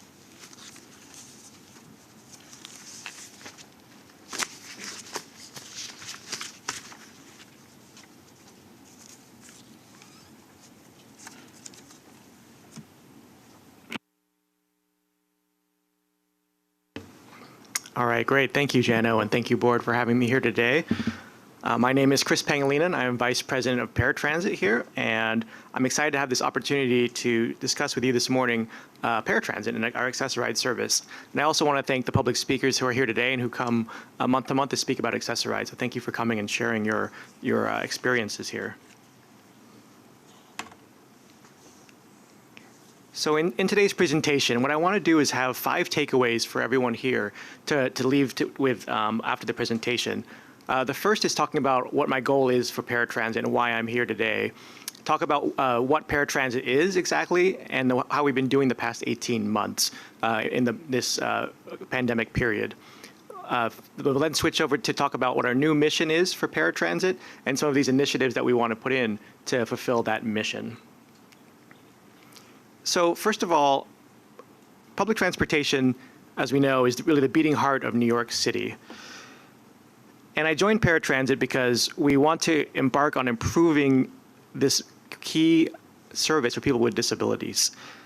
I've spent nearly my 20-year career in transportation engineering, planning, and policy to make this heart stronger in cities around the United States and, of course, here in New York. And as a wheelchair user myself, I have cerebral palsy.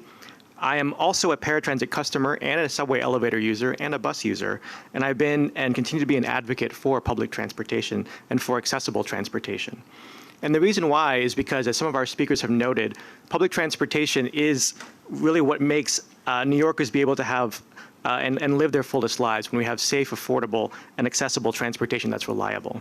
And I'm proud to see here that in New York, MTA is making tremendous investments to make the subway accessible for all and also improve the already fully accessible bus system we have today, as Jano mentioned with the bus redesigns.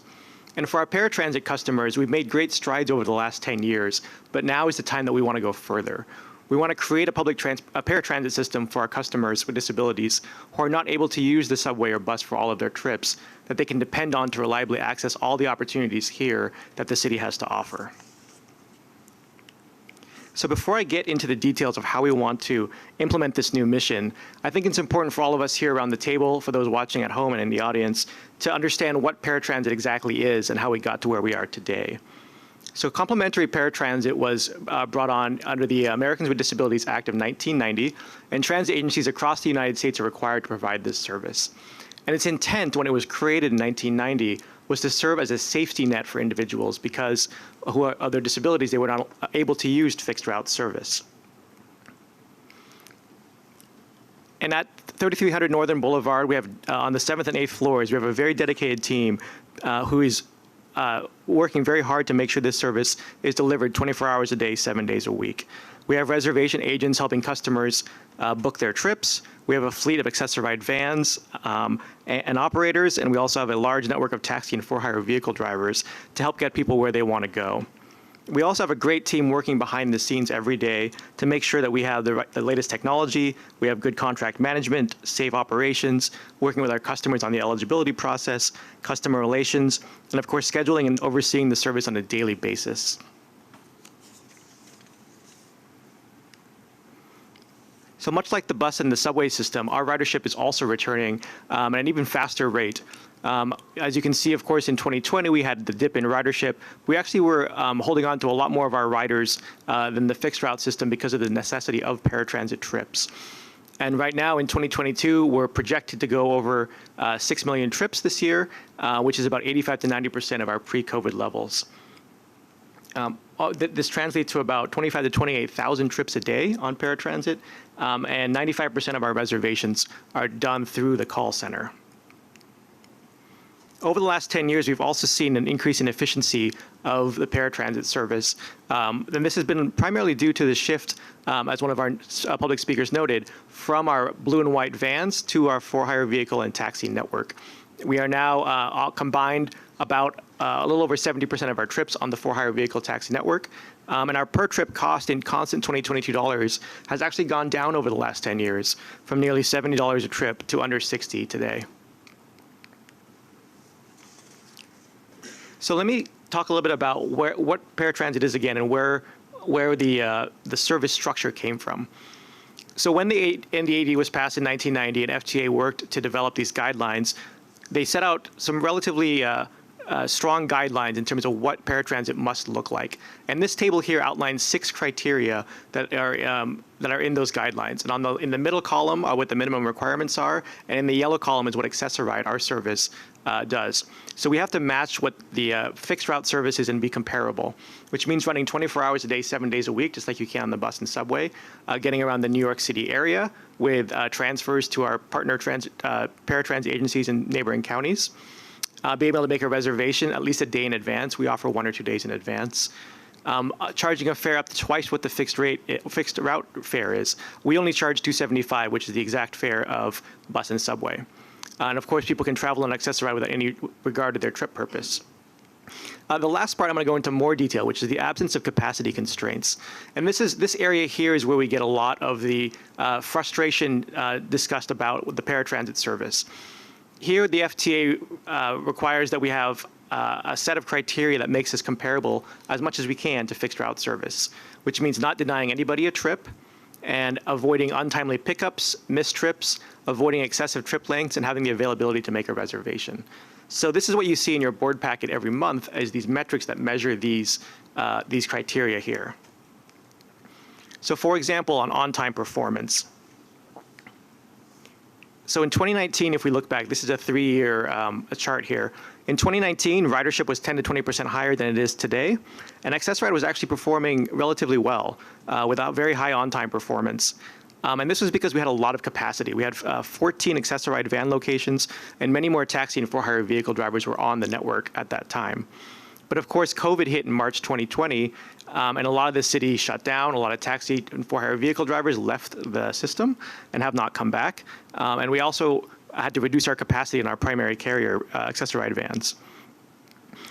Now, beginning 18 months ago, though, around March 2021, as travel began to rebound, travel rebounded much faster than capacity rebounded. And many of you who were here a year ago will remember this, in that performance was suffering, and a lot of our passengers had to wait more than 30 minutes to get their rides, and it was not a great system at that point. And so what the staff did here, and they took a lot of initiatives to combat this issue, which again were driver shortages, labor shortages, affecting not just Access-a-Ride, but also, if any of you have taken an airline flight, the airline industry is having this issue, restaurants, and so on, that leading to this ongoing shortage. So to restore capacity, you'll see in December 2021, on-time performance started coming back up and has stayed higher throughout the summer. And this is because of several initiatives, including putting in an incentive program for our for-hire vehicle and driver network, pushing our primary carriers to hire more, and they've responded by raising their wages from $18 to $23 an hour, which is a significant percentage wage increase. And other initiatives to improve the processes of reservations and increase our capacities. And so, although we still have a lot of work to do as we are getting past our Labor Day ridership surge now, and congestion has returned, we're going to keep on this to make sure that our on-time performance and other metrics stay where they are, and that we have the capacity we need. This is another way here to look at the same story. I'm not going to repeat that, but this is the no-shows per 1,000 trips, another important statistic. We want to keep this below 0.3%, 3 per 1,000. And again, you can see the spike last fall and the efforts that we've taken to push this back below our goal once again. Max ride time is another key metric. This one here is about avoiding excessive trip lengths. Our goal is to make sure that 99% of all of our trips on our carriers are within the guidelines that are there in the middle of the slide. And those guidelines there have been developed to be comparable to the bus network, essentially. Lastly, another metric that we look at is telephone availability, and this is our average call answer speed in seconds. This is to help make sure that people can have availability to call in and make a reservation for their trip. So in summary here, for the last 18 months, we've had, again, quickly rebounding ridership and traffic congestion, all while dealing with a US-wide driver and labor shortage that continues today, especially with inflation picking up. And so this has led to a lot of the main areas of concerns which our public speakers and others, including myself, have experienced, which include later missed pickups, shared route travel times, the reservation process might getting bottled up with those longer phone calls. But thankfully, we've been able to take initiatives to push those numbers down since December and get them back within the guidelines that we want to be in. Again, by expanding our broker service, adding incentives, and getting more drivers to be hired for our carriers. Now, also in your board book, and I think was discussed at committee, was the satisfaction surveys that we've done. The satisfaction for paratransit last fall was at 43%, and this spring we were up to 61%, which still means we have a lot to improve, but it was good to see it moving in the right direction. And again, the main factors there are on-time performance and being picked up. So that's a summary of kind of what Access-to-Ride is and where it came from, again, from the FTA and ADA, Americans with Disabilities Act guidelines. And so Access-to-Ride has been designed to meet these guidelines and really act as a safety net for riders.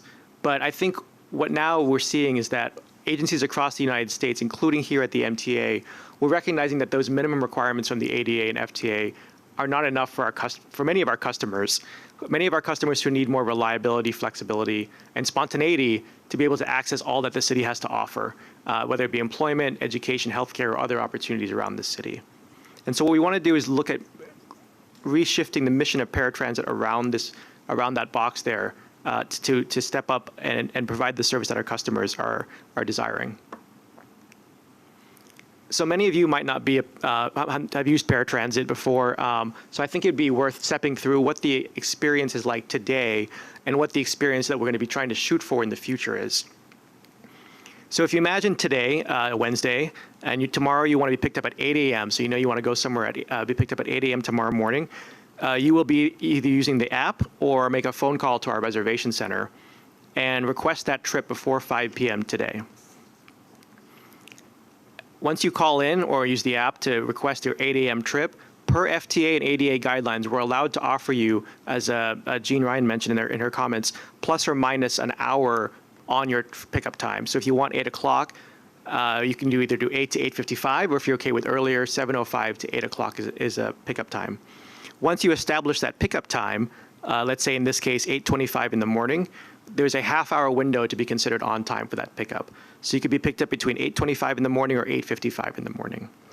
And finally, when you do get picked up, in this case on time at 8:55 at the end of that half-hour window, you might have a shared ride travel time of about 40 minutes to get to your destination. And so this is what the experience looks like today. A number of our trips, in fact, over 3/4 of our trips we're able to give the pickup time closer to the ask, but it's still a wide window that gives a lot of uncertainty into that are baked into these guidelines and baked into just the structure of paratransit handed down from the FTA and ADA. The departure time, the wait time, and the travel time are all things that are left to be desired here. So in the future, what we want to do is address these issues that are most important to customers and giving them more certainty in their pickup.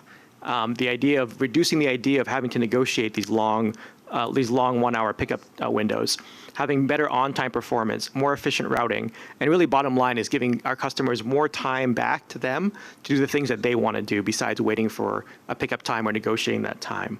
And again, the customer count survey shows that those two most important attributes for satisfaction are on-time performance and getting that ride to show up. So in this case here, we want to be able to shoot for perhaps a later reservation time so that people can have later, more spontaneity in their day or more plans that can be developed later that night. Having a shorter pickup time window, instead of an hour, can we bring that time down? Can we also bring down our promise time, our on-time performance window down as well? And through more efficient routing and more efficient scheduling, can we reduce the travel time to get from point A to point B? So to do so, these are the initiatives that we want to be taking on over the next 12 months. On reliability, we want to be able to transition our on-time performance standard to 20 minutes. Right now, again, it's 30 minutes. Be able to bring that down so it's a little more certain. In order to do this, we're going to be having to do a few things, mainly increasing capacity, which means hiring more drivers on our primary carriers, making Access-to-Ride trips the trip of choice for taxi and for-hire vehicles in a very competitive for-hire vehicle market out in New York, and also holding our transportation providers to a higher standard. Jano and many of the speakers today mentioned congestion pricing. This is also a key component of reducing the time it takes to get places on Access-to-Ride. And the less traffic congestion we can have in New York streets, the more reliable we can be, the more capacity we're going to have, and the more that we can deliver on this vision here. We also want to address the flexibility and spontaneity of our service by increasing capacity again to reduce that pickup time window and leverage technology to enable more efficient scheduling and more flexible booking options, as well as expanding that reservation window. It all comes down really to this idea of adding capacity to paratransit to give our passengers more of their flexibility. And lastly on this list is the idea of bringing more convenient trip booking and trip information. Again, our speaker, Jean Ryan, brought up the idea of the app and not wanting to having to call in to make your reservation. So we have a great team at the MTA IT team, Josh Gee, John Graff, Matt Christ, Taimi Wu, and Accessorize Sean Kennedy and Manju Ramasamy, who are working very diligently on this app to bring some updates to it to make it more stable and easier to use. And we're excited to have this roll out by later this fall. But it's a sneak preview, though. I want to show you a demo of this app and how it works. If we could play that video. Thank you. So on your phone, we can load the My MTA app. This is what it looks like here. Going to the Accessorize menu. We'll request a new trip. And here we're going to go take a one-way trip from, let's say, to Broadway here. So we'll type in to Broadway. It autofills down below, so we don't have to type in the whole address. And we're going to go to the Paratransit office at 3300 Northern Boulevard. So now we have our origin and destination put in there. We put in a one-way trip. Now we're going to choose to leave tomorrow at 7:45 in the morning. So we'll type in with our thumbs 7:45.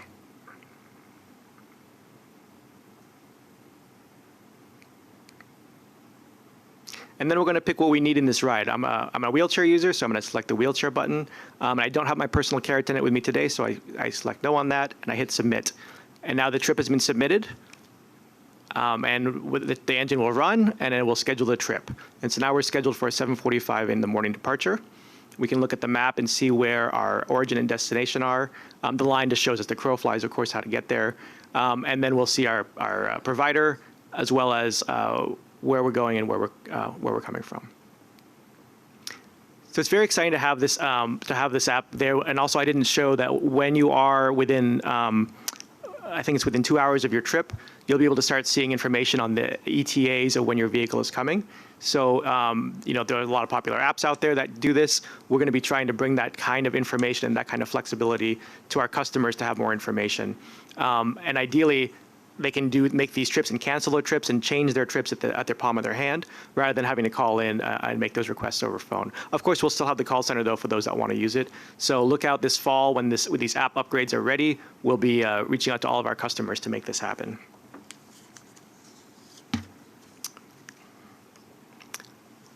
And so with all these initiatives here, and our goal, again, is to really empower our paratransit customers to live their lives with reliability, flexibility, and spontaneity, going above and beyond the ADA, not just creating what it was deemed in the 1990s as a safety net, but rather something customers can use to access the opportunities around the city, and in conjunction, for those who can, with an accessible bus, an accessible subway system, having these three modes all offered by the MTA to really bring accessibility, and not just accessibility for people with disabilities, but access to all the opportunities in this city.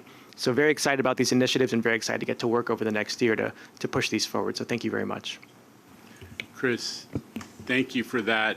I got to say, Chris is, I don't know if I did justice to Chris's background.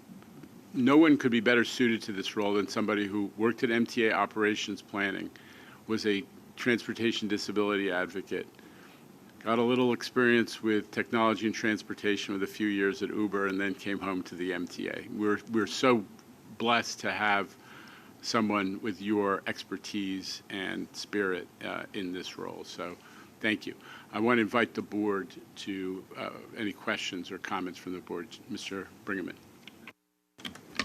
Yes, I got the impression that there's no distance restriction within the 5 boroughs on paratransit. If someone, say, in the northern Bronx wanted to go to JFK. Absolutely. Anywhere in the 5 boroughs, plus those little bit areas out in the neighboring counties where we have connection service. Okay, wow, that's fantastic. Mr. Jones. Yeah, at least one of the speakers raised concerns about the training of some of the alternatives, the cabs, the rest. Is there any work being done in terms of setting some standards? Yes, thank you for your comment on that. Yes, like the speaker and like everyone else, I was absolutely outraged at seeing that what happened a few weeks ago to our customer. And yes, absolutely, our training is pretty intense with our for-hire vehicle and taxi network. First, they must pass and become a taxi and limousine commission TLC licensed driver. But beyond that, though, our brokers, along with us and with MTA, work to develop a curriculum and implement to work on driver etiquette, as well as working with people with a variety of different kinds of disabilities, helping with their mobility aids or getting in and out of the car or what have you, safe driving, as well as being to have their requirements from the TLC, including drug and alcohol testing, and the FTA, which is a random drug and alcohol testing. But we are also looking at making sure that those requirements are enough, and looking at it from top to bottom to make sure that we get at the bottom of the root cause of what happened a few weeks ago, and to make sure that we have all of our training in place to make sure that doesn't happen again. Blanca Lopez. Thank you, Mr. Chair. 2 questions, Chris, and thanks for the presentation. Because of the close proximity between drivers and passengers, especially in the for-hire vehicles, do drivers wear masks? And my second question is with respect to eligibility for passengers. Can you talk a little bit about that, and how long does it take to be eligible to ride paratransit? Sure. Thanks for your questions on masks and on eligibility. On masks, right now, up until the end of the recent order, our drivers and our passengers were, of course, required to wear masks. Right now, wearing masks is optional per the state guidelines for drivers and passengers on accessorized vehicles. On the eligibility, yes. So what happens right now, if a passenger really wants to be eligible for paratransit, they will go through a series of steps to apply, including calling us to schedule an appointment, and also to fill out an application to do so. Once they do that, they will come into an eligibility center. We have one right now in 4 different boroughs, to be assessed based on their functional abilities to use paratransit. Again, this is all per FTA and ADA guidelines on what this process looks like. And once they're deemed eligible, we're able to get them eligibility to use paratransit. About over 90% of our applicants are deemed eligible and receive eligibility for paratransit. In terms of the length of time, right now, I believe it's about 2 to 3 months in terms of the queue to get there. And again, this is also following up on my slides here. This is related to also the rebound of people wanting to travel much faster than our capacity, but we're working very hard to add more capacity to our assessment centers as well as our internal assessors to speed that process up. Thank you. Lori Valdivia. Thank you, Chair. So thank you, Chris, so much for your presentation. It was super enlightening. You said that the most recent either pulse survey or customer survey had about 61% satisfaction. I remember a few years ago it was about 75% satisfaction. So what do you think you'll need to do to get from the 60s to the 70s just to get to kind of pre-pandemic levels of service? Yeah, thank you, Midori, for your question. It really is related to capacity and to on-time performance and pickups. I think that in the survey, the top 2 reasons, again, were on-time performance or their ride not showing up. And we need to solve those 2 issues before we're able to get satisfaction to be back up to pre-pandemic levels, and which all relates to capacity again. So that means making sure our accessorized trips are the trip of choice for our for-hire vehicle network drivers, that they choose accessorized first before any other trip, that's what they want to do. And also to add more capacity to our primary carriers, to add more drivers, to get them hired up, get more vehicles on the road. And that way we are able to serve all the trips that people want to take, wherever they want to go, and on time and safely. Mr. Brinkman. Yes, just to follow up on Blanca's question regarding eligibility. How many people in total have qualified to use paratransit? Yeah, right now we have just north of 170,000 registered users on paratransit. Sri Solomon. So first, Chris, thank you so much for that presentation. I want to echo the chair's comments. It was terrific. One question, in the public comments, we heard a little bit about, issues with toll reimbursement. Mm-hmm. And I just wanted to know if there was an impact on travel time because of bridge shopping as a result of that. Yeah, so we've actually taken care of the toll reimbursement for our limousys and other drivers, and it is also as part of the incentive package from almost a year ago to do that as well. So we'll be looking at that to make sure that our drivers' tolls are paid for as part of the trips, to avoid bridge shopping or areas that aren't being picked up. I'm sorry? Okay. All right. Are there any other questions from the board? Okay, if that's, thank you again, Chris. Great presentation and a very, very positive direction for this important feature of our system. Thank you, Jano. And before I go, I just want to say thank you to everybody back at 3300 Northern Boulevard. The staff at Paratransit really make all this work, so thank you to them. You bet. You bet. Express our appreciation. Jamie Torres Springer, update on the capital program. Thank you, Chair. And it's tough act to follow. Chris has put a very impressive plan together. As you mentioned off the top, Chair, last month we joined Governor Hochul to open a portion of the rebuilt 33rd Street Concourse at Penn Station, which is a vast improvement for the station's 600,000 daily riders, and a sign of things to come as we open that full concourse early in the new year and move to reconstruct the station, as we'll talk about later in this board meeting. We also commissioned a significant portion of Third Track, which is the 10-mile mainline expansion for Long Island Railroad that supports that 40% increase in service that my colleagues at the railroad will introduce after Grand Central Madison opens later this year. While our mega projects justifiably get a lot of attention and are worthy of praise as they've increasingly been coming in on time and on budget or under budget, over 80% of our capital program is dedicated to state of good repair and improving the system's infrastructure, which we might refer to collectively as our core program or our core infrastructure. We wanted to spend some time today reviewing for the board what these investments are, why they're so critical, and how MTA Construction and Development is getting them done.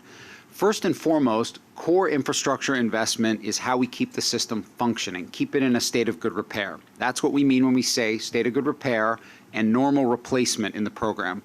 Without these investments, the system we have today would cease to function.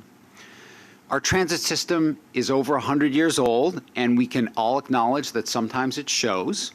It is also a $1 trillion asset that needs upkeep like any massive asset does. It needs capital investment in state of good repair. We need to constantly invest to keep up with the march of time, to rebuild dilapidated stations, to rehabilitate line structures around the system, to replace the miles and miles and miles of track that may be in disrepair at a given time, to reconstruct essential infrastructure like pump rooms, power substations, signal equipment, and so much more. But our program is about more than just keeping the system in a state of good repair, keeping it going. We're upgrading it to meet today's needs so it serves our returning ridership. The impressive statistics that we saw earlier in the board meeting, part of that is attributable to us being able to provide reliable service to our customers, and also to serving growing ridership for the next 100 years and beyond in this system. So core infrastructure is those key upgrades as well that make our system more reliable, more resilient, safer, better connected, and more accessible. I want to spend a couple minutes on each of those categories. The program ensures reliability, which is more important than ever as we welcome riders back into the system.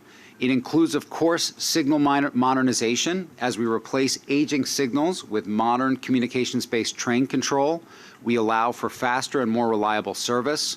We've said this before, but on the 7 line, the Flushing line, for instance, train speeds increased on average from 8 to 14%, and on-time performance skyrocketed from 68 to 91% after CBTC was installed. We are moving forward installing this system on a range of lines as we renew our rolling stock over the coming years, focusing on lines where service reliability is critical to working New Yorkers, including a number of lines that are in the works right now, 8th Avenue, the Queens Boulevard line, and coming up this year, the Crosstown G line, which we expect to award this year, and the Fulton A and C line next year, as well as 6th Avenue, the B, D, F, and the M, which we also expect to award next year. Also substations like the ones you see here at Maspeth, which supports the Canarsie line. Substations convert energy from the grid to power our trains. The 200 substations in the subway system have redundancy, and of course, in the railroad system as well, have redundancy so service can continue if one of them fails. But we have to continually to improve them and are doing so through $1.3 billion in the current program to repair components, renew existing substations, and to build new ones. This year, we'll award 2 substation renewals and contracts to build 2 new substations within the subway system. The program ensures resiliency. Climate change is here, and in the decade since Superstorm Sandy, we have felt its impact, especially in the form of flash flooding recently. Our work protects the system against climate events, and it allows us to restore service sooner after major events. For example, and we've talked about it a lot at this board in the past, Coney Island Yard was significantly damaged by Superstorm Sandy from coastal flooding or storm surge that came up Coney Island Creek. As we've built it back up, we've added a state-of-the-art flood protection system that will be in place by the end of this year, protecting this critical point in our system from future storm surges and coastal flooding. Also, in the wake of last year's Hurricane Ida, we're about to award a first package, the first of at least 2 packages of investments to protect our most vulnerable stations from flash flooding. That came, of course, out of work of a subcommittee of this board with our staff, as well as a task force that we had with city agencies, and we're already putting that in motion to make capital improvements to those stations. The program ensures safety, another critical aspect to bringing riders back. The current 5-year program invests almost $300 million to make sure every subway station will have networked and streaming security cameras and building out the fiber optic network system-wide. This, of course, is in addition to the installation of cameras on every subway car that was announced by the governor yesterday. We're also implementing the recommendations of the Track Trespass Task Force, including investments in track intrusion detection systems and some exciting innovative technologies like front-facing cameras on trains, which you can actually see on that train if you look closely enough, but it'll be entering into pilot, and we expect it to yield a number of significant results, improving the system when we're able to, the trains are able to see what's coming in front of them, and we'll talk about that more at future meetings. The program ensures connectivity for our system and for our riders. The 2020 to 2024 capital program invests nearly $300 million in upgrading our public address system to improve the quality of announcements and make them from our central rail control center to improve the timeliness of information. We have that implemented across a number of our stations, but there's a lot of stations that are in the our so-called phase 0 that we have to update and improve, and we're doing that this year. This capital program. It's also through coordination with core infrastructure projects that we will facilitate the installation of Wi-Fi and cell service in our tunnels and on the rest of our above ground stations, which of course increases our own operational resiliency and is a huge benefit to our customers, much needed. The program, of course, ensures accessibility. This year's historic settlement to make 95% of our stations accessible is only possible with sustained investment in our core infrastructure, both to add new stations to the list to make them accessible, which we're doing at a record pace, and to replace aging accessibility infrastructure as necessary. The current 5-year program invests more than $5 billion in ADA for New York City Transit, plus more than $500 million at the railroads. There are countless more examples, but let me turn now from what core infrastructure is to how we at C&D are delivering it. Despite the impact of COVID, we've been able to prioritize core infrastructure investment and to set ourselves up for success in delivering the entire program. During the COVID pause, we not only continued construction, which was essential to the region's economy, we also accelerated more than $2 billion in projects while the city was shut down. More than 95% of that work was core infrastructure, like Rutgers and Canarsie tubes, track work, ADA projects, all of which got done in the height of the pandemic. Last year, as the COVID pause was lifted, we took a major step toward implementing the entire capital program with more than $8 billion in projects initiated. This year, we will top that. We're working diligently and very hard to get into sufficient awards to move the program forward this year. And we're, of course, already gearing up for 2023 to make up for lost time, ramping up the pace of our capital program as quickly as we can.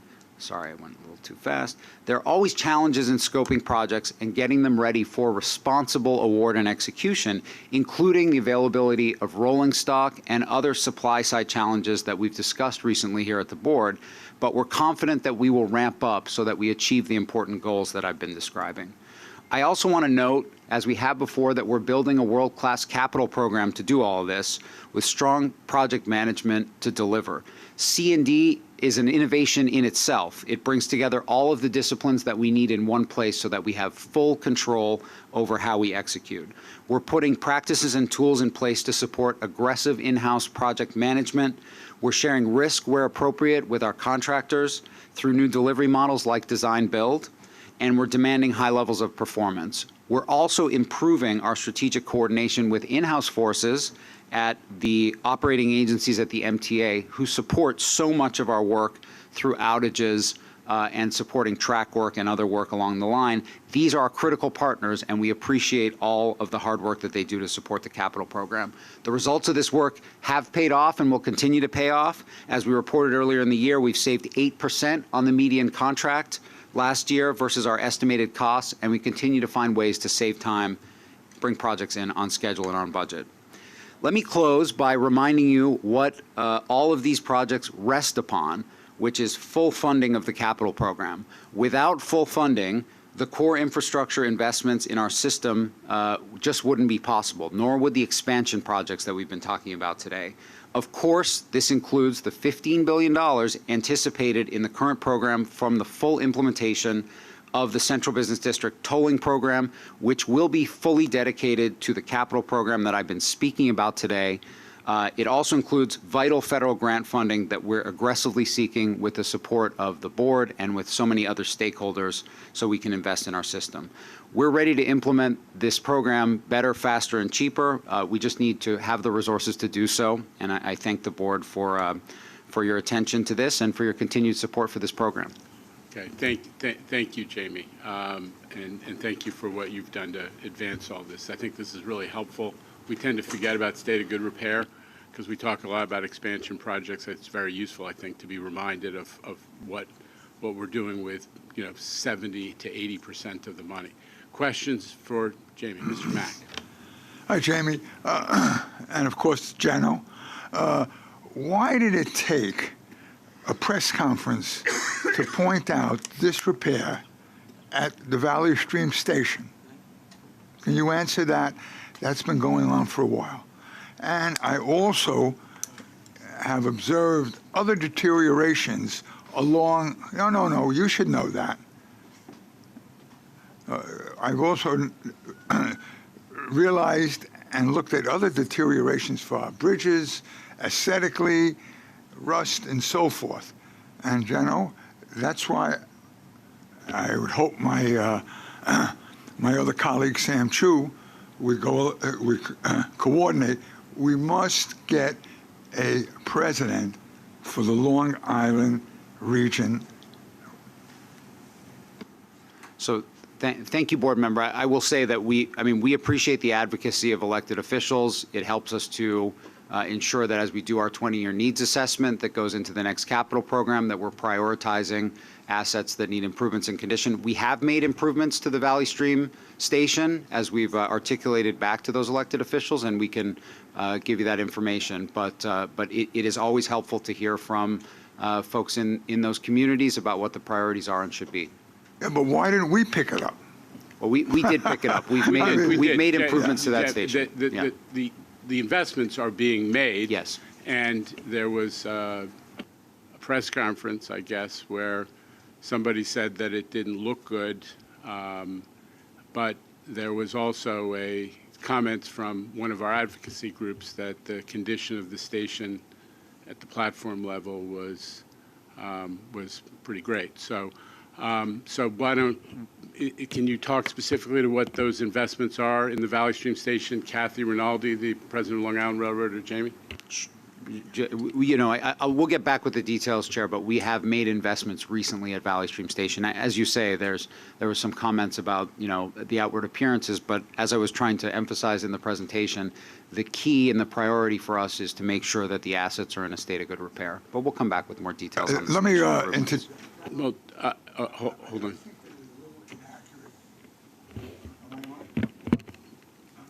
It's a little inaccurate.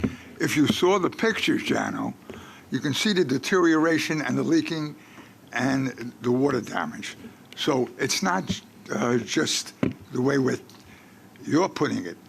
That leads, water is the biggest factor in deterioration of concrete and steel and reinforcement. Thank you. Okay, Mr. Chu?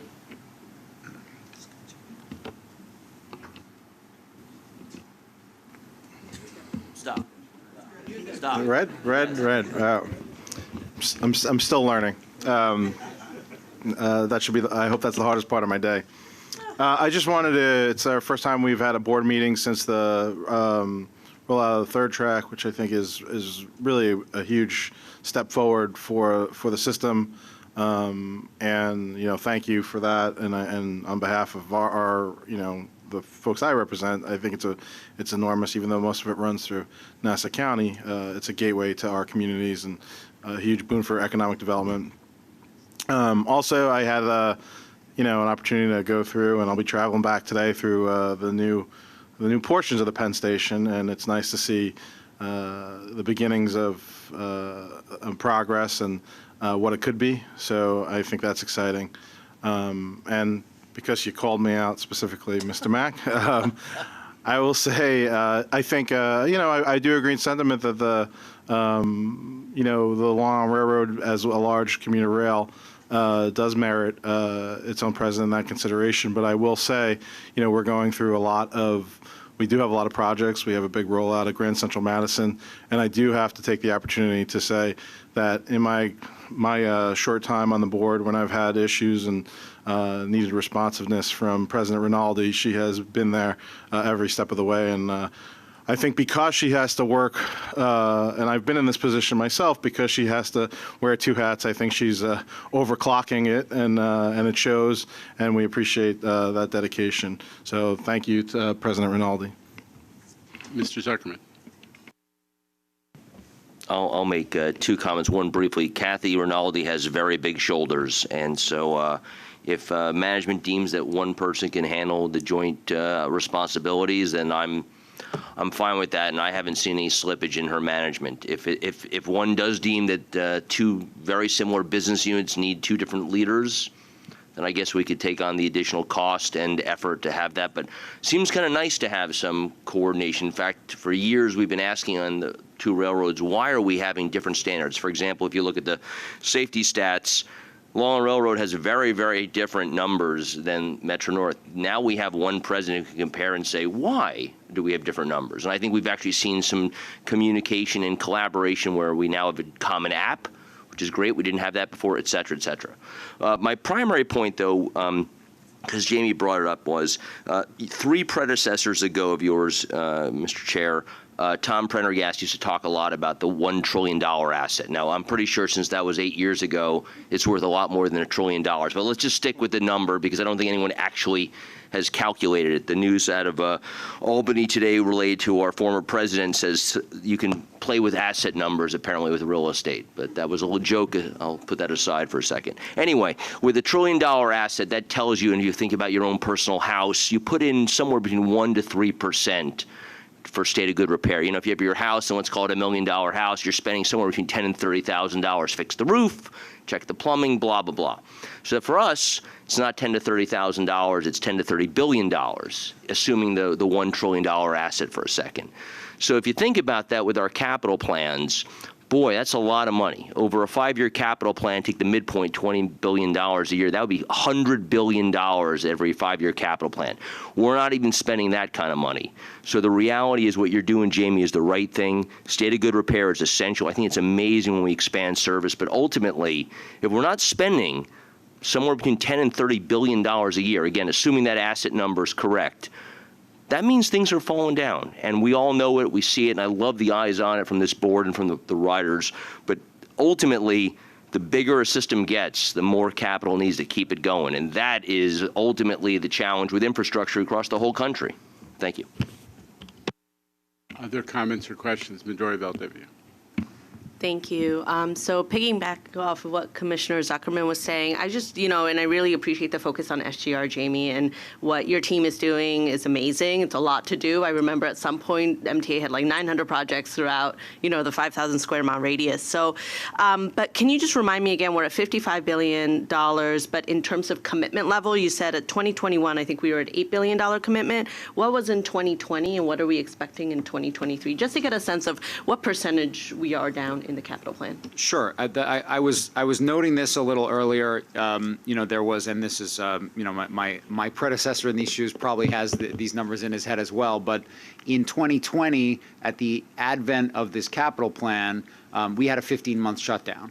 And we were, the funding was so precarious that really it was only federal funding that was available to award. There was nonetheless a significant amount of awards made that year, in excess of $5 billion, of which probably about $3 billion was from this current capital plan. So what's been happening since is a ramp up. Last year, we initiated over $8 billion. This year, we expect to exceed that figure, and we're targeting to exceed that figure. We have to sort of keep in mind that it's not just that we were shut down for 2020. It's that once you get back up and running and you have certainty of funding, you can't just start everything up that second. It takes a while to ramp up. So that's why we're in a ramp up mode. We do expect to ramp up to the numbers. Everyone can do this math very simply. $55 billion over 5 years, you have to be at $10 or $11 billion a year. We expect to ramp up to those levels over the coming years and to be able to continue to deliver. If I can, Board Member Valdivia, one of there's a sort of a binary problem with a couple of major elements of the capital program, and state of good repair. And rolling stock is one of them. We've talked about it at this board before. The challenge of acquiring new rolling stock when we're down to 2 companies, and their capacities have been basically, they have existing orders that they're still fulfilling with us, and they're doing an imperfect job, and we're pushing on that. But but for them to add additional capacity on our behalf has been a challenge. So there's like a couple $2 billion of rolling stock that I think is a big element that once that gets over the starting line, you'll see a big push on the number of the capital program. The other thing that's in the offing, honestly, and very important, one of the reasons we need every dollar in the capital program is 2nd Avenue Subway Phase 2. We love state of good repair, and for all the reasons Jamie's talked about. But the other variable is we have a system that doesn't serve all communities. And East Harlem is one community that was promised a subway starting in the 1940s when they started knocking down the 3rd and 2nd Avenue elevated trains. So if and when that gets over the line for that grant to be provided by the feds, that's a significant uptick in the capital program. That will be in the $6 billion range. So you'll start to see the numbers move with those 2 big lumps coming hopefully soon. Mr. Glucksman. My 2 cents, you're doing a great job with both railroads, Kathy. Thank you. All right. All right. We're not going to take a vote on this topic, or just keep going with the agenda. All right, thank you. And are there any other questions or comments? This is a mega issue, so I would just like to say, Jamie each of you deserves a one-on-one, if you want it, to go through specifics in the capital program. This is not limited to, Sharif Solomon has agreed to serve as the vice chair of the capital program committee. Others of you serve on it. Everybody is welcome. But this is a big enough element that if you feel like it is useful, I did it, Jamie's doing it, one-on-one briefing on the details of the capital program specific to your concerns, your region, your interests are welcome. So, be in touch with the board staff and with Jamie if that is of interest, okay? All right, so with that, we will switch to the final presentation. Our brother John Kaufman patiently waiting to tell us about how we're doing on the 7 objectives.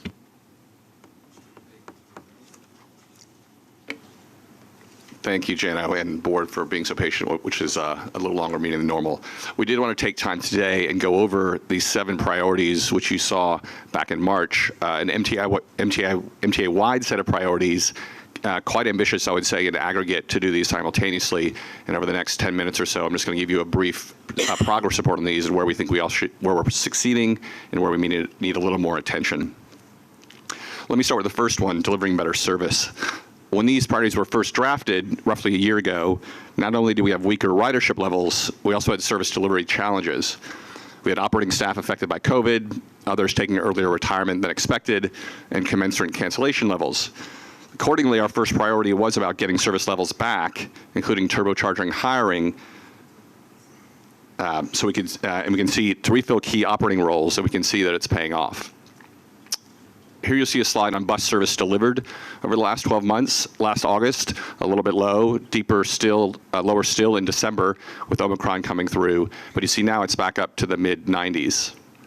Similarly, a trend see in subway service, not great a year ago in the 80s, and then a dip with Omicron in December. But again, you see it's coming back up now into the low to mid-90s. We feel this will climb further as Rich's availability initiative around his frontline staff gain traction. Lastly, let me show you on-time performance for the railroads. This is going a little bit further back to January 2019, and what you see is that actually it's gotten stronger over this period of time, and we're now consistently around the mid-90s.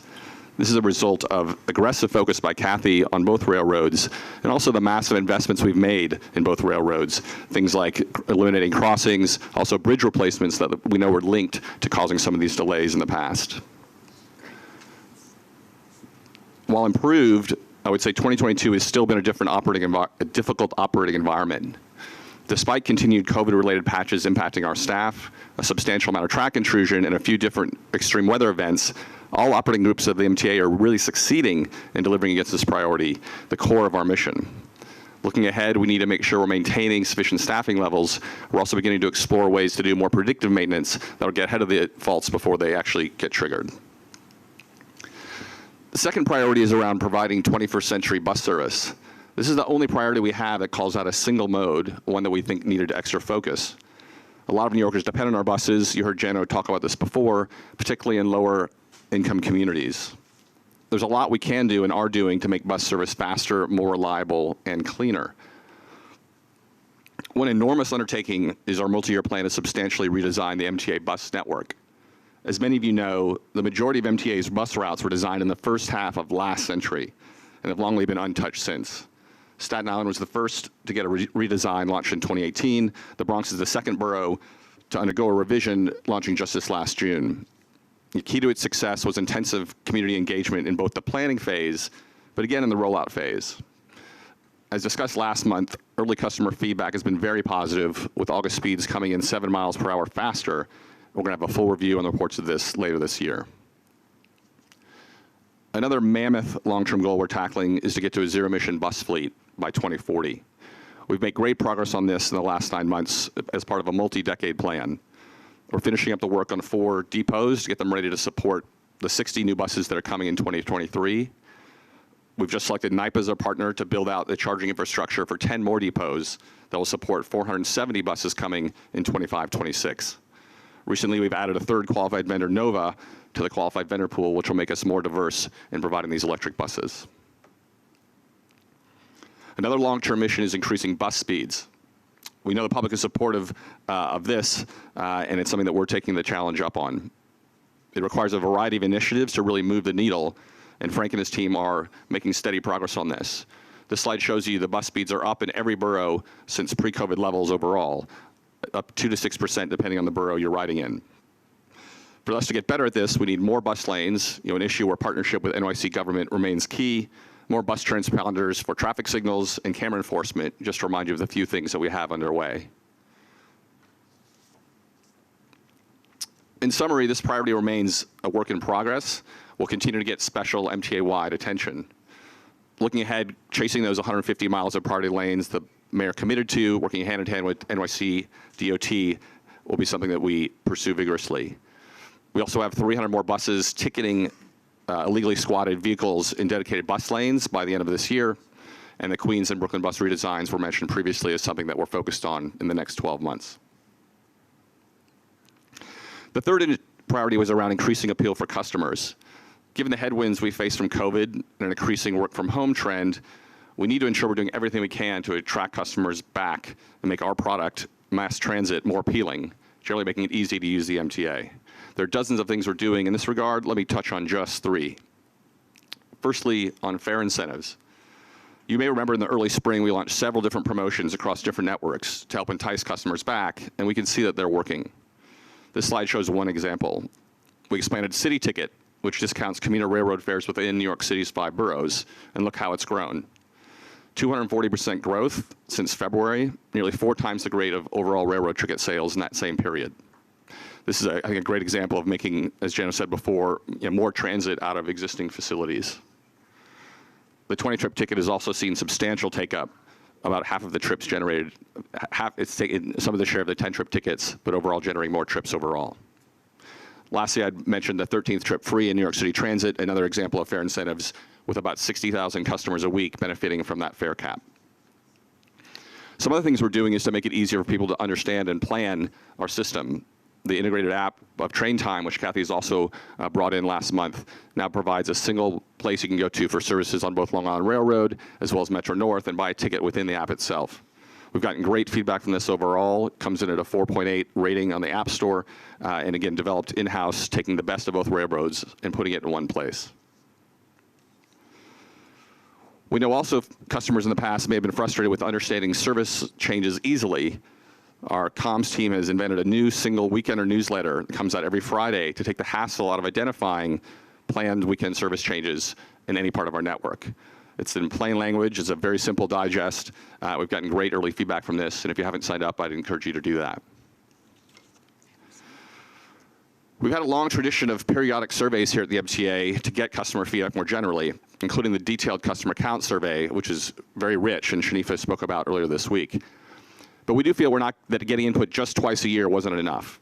So we've created a monthly pulse survey for management to understand more rapidly how customers feel about attributes we're managing to every day. This image from the New York City Committee book shows what we track, things like cleanliness, announcements, staff helpfulness.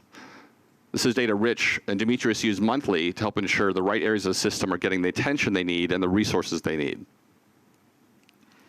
Looking ahead on this priority, we're planning on adding we're having more targeted customer communication during major incidents, so folks who are on a train have a better idea when that train is going to be moving again and how it affects other parts of the system. Additionally, we've talked a lot about more ADA stations that Jamie spoke of is something that we are going to steadily roll out over the next few years and beyond. The fourth priority was around promoting safety and respect. This has always been paramount to the MTA, and in recent years with COVID, we've been challenged more than ever. On the crime front, as Jano mentioned before, major crimes have been decreasing since January. You can see here an 18% decrease in that level.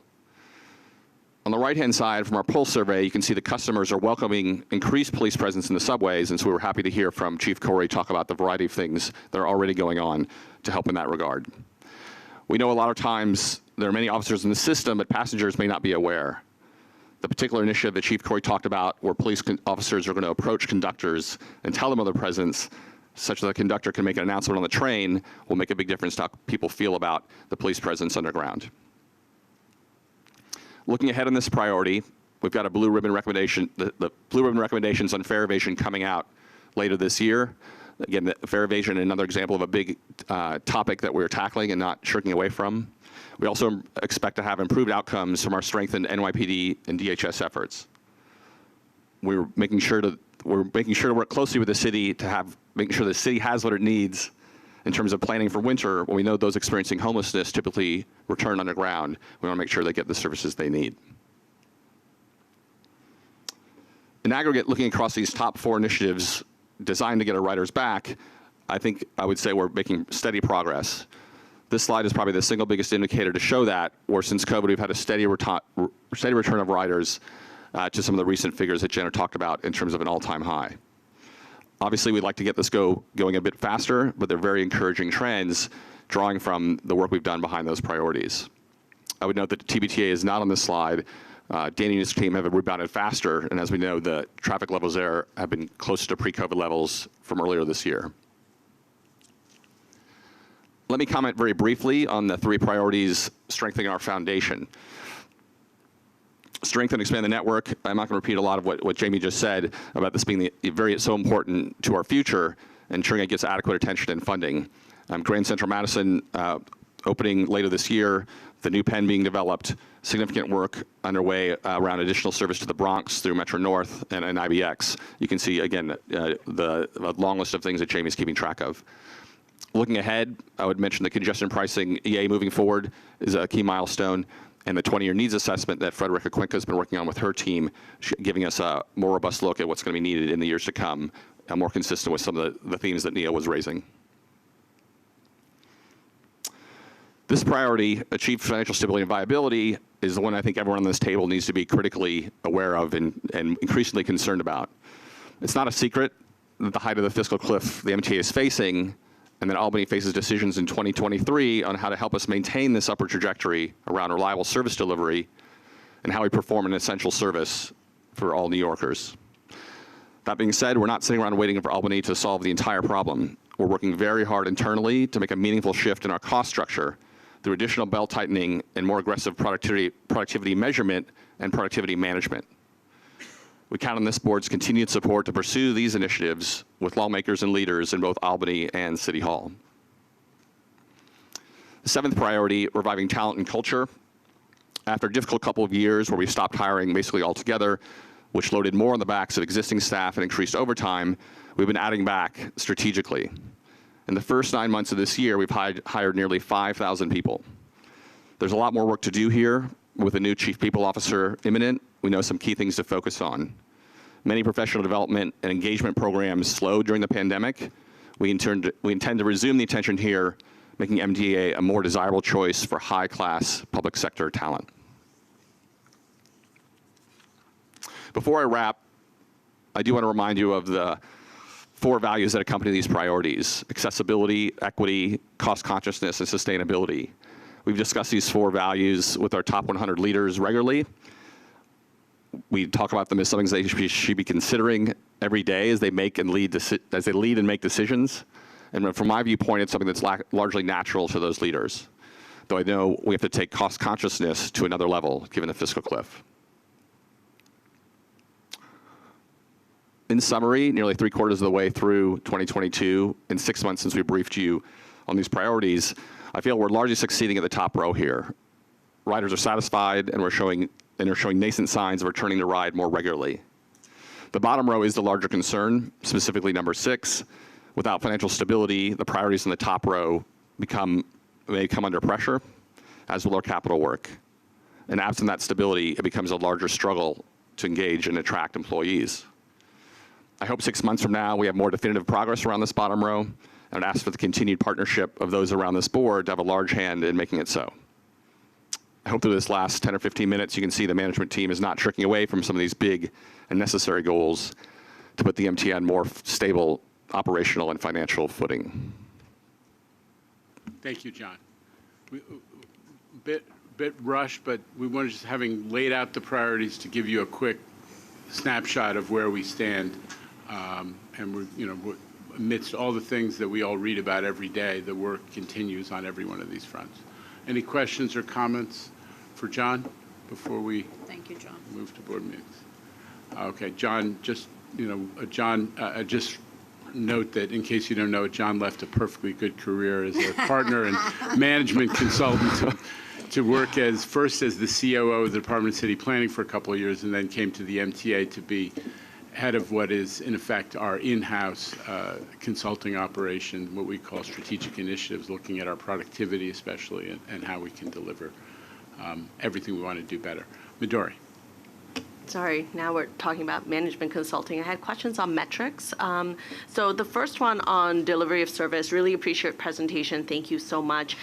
So, you talked about 2 metrics, service delivered and on-time performance. I saw that in the Pulse surveys, what customers want from the subway system is shorter wait times and improved service reliability. So how are we going to include metrics? Because the on-time performance looks really good, right? And so we should be proud of that, but maybe it's not digging into those other 2 things that customers want. So just want to get back to bettering service means delivering what customers want, and customers want those shorter wait times and service reliability.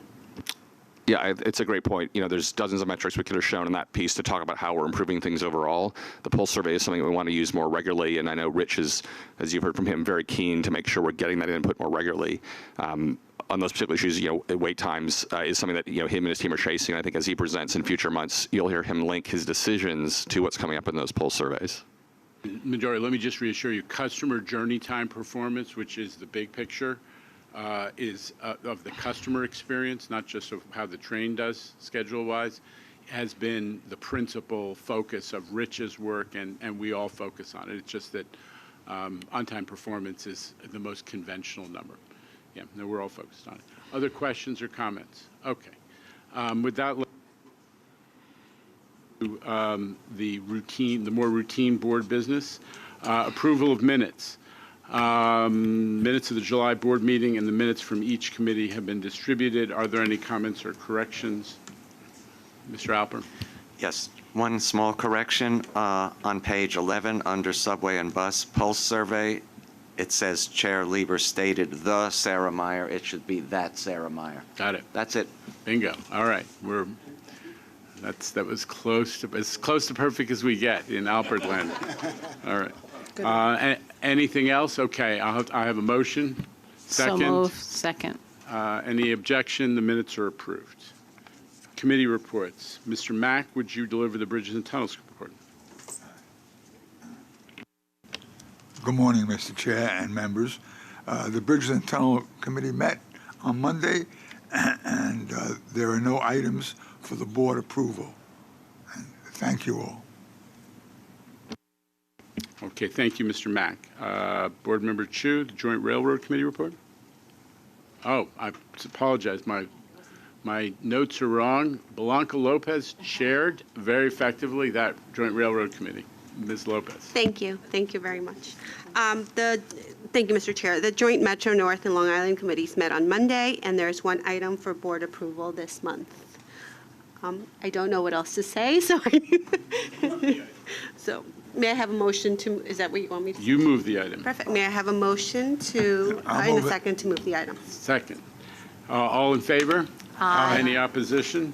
My item carries. Thank you. All right. Board Member Mahaltzis, New York City Committee Chair, please deliver your report. Chair Lieber, the New York City Transit and Bus Committees met on Monday and reports the following. There is one non-competitive procurement this month in the amount of $7.9 million. The committee recommends this item, and I move it. Second. All in favor? Any opposition? The item carries. Our Capital Program Committee Board Member Solomon, the Vice Chair. Chair, thank you. The Capital Program Committee met on Monday and reports the following. There are 17 action items, 15 competitive items, and 2 ratifications for a total amount of $112.1 million. The committee recommends these items, and I move them. Second. Second. All in favor? Aye. Any opposition? Okay. I believe there is one other item that's a walk-in, so who's going to present that? Your belief is correct, Mr. Chair. As you alluded to in your opening presentation, there is another item for the Capital Program Committee to consider. This relates to the very recently finalized negotiations for the award for design of Penn reconstruction, and we are bringing it to the board today for action. Jamie, can you walk us through? Thank you. Construction Development is requesting the board's approval today to award a publicly advertised and competitively solicited contract for architectural and engineering design services for the Penn Station reconstruction project to FXC WSP USA Architecture and Engineering Joint Venture. You should have all received copies of the staff summary. This contract will advance the design identified through the recent Penn Station master plan and selected by the MTA, Amtrak, and New Jersey Transit, which will transform Penn Station into a modern facility on a single level with a grand train hall, improve circulation within the station and to the platforms, a clear street presence with rebuilt entrances, and enhanced retail and amenities.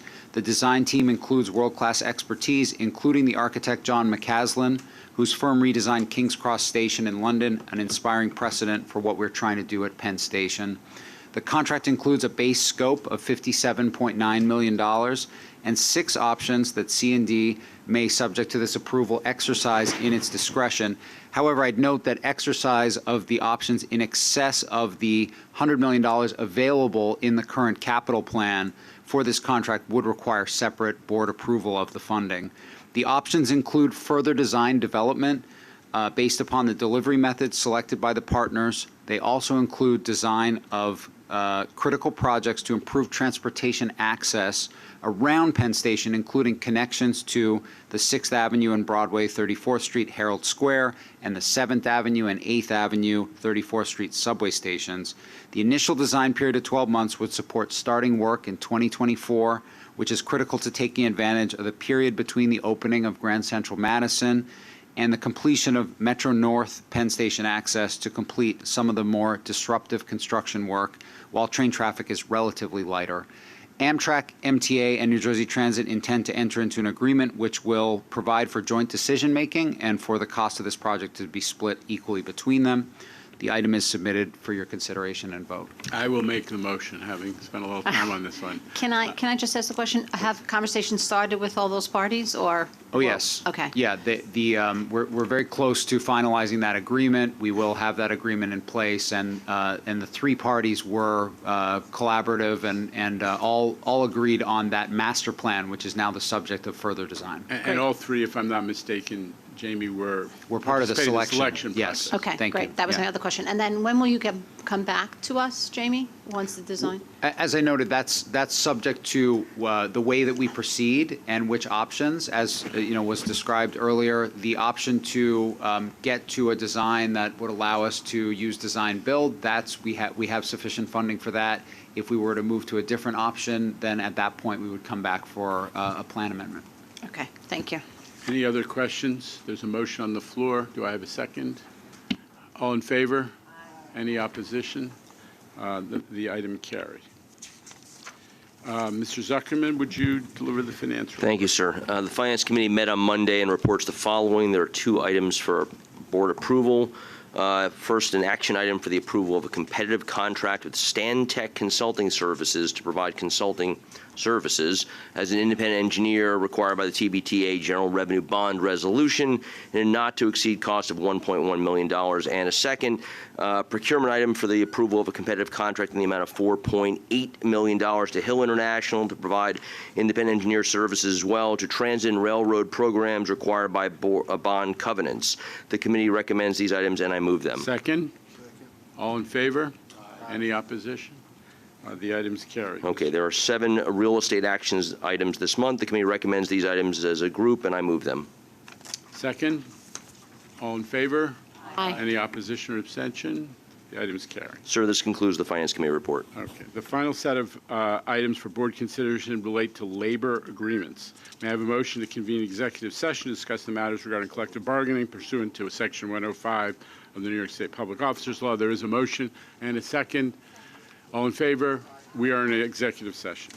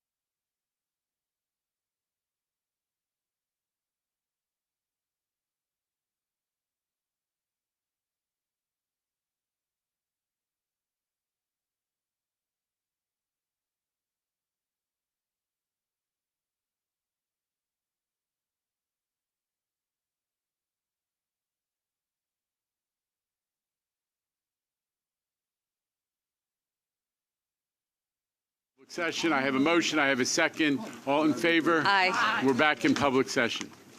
While in executive session, the board discussed and voted affirmatively on labor agreements between the MTA and various labor organizations.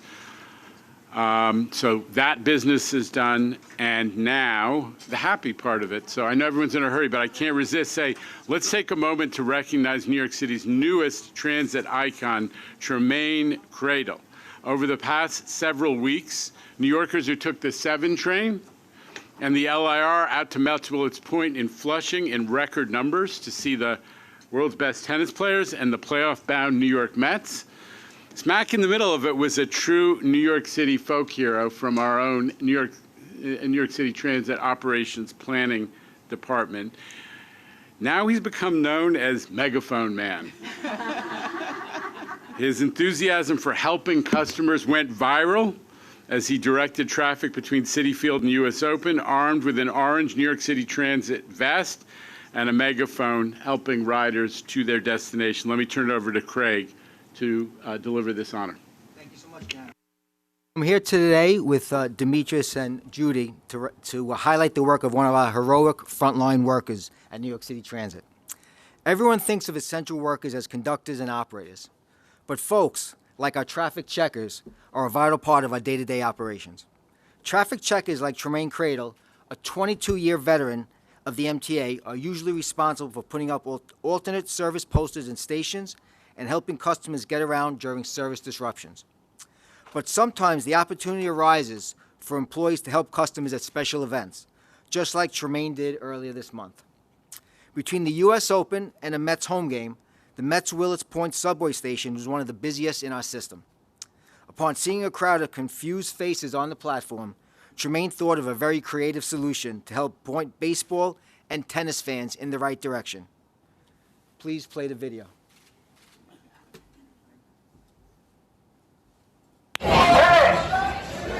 Baseball! Tennis! Baseball! Baseball! Tennis! Baseball!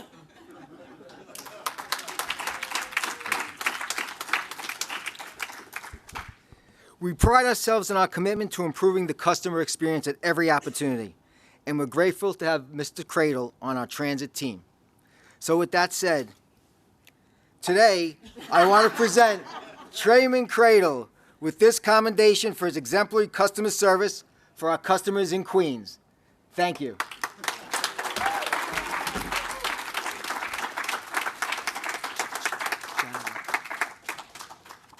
Judy?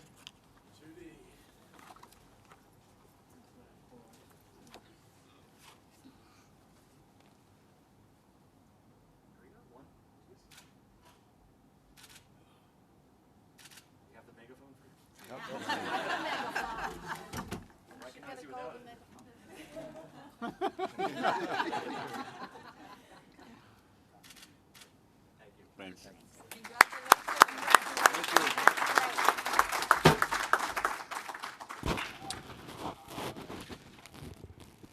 It's a good day to work for New York City Transit.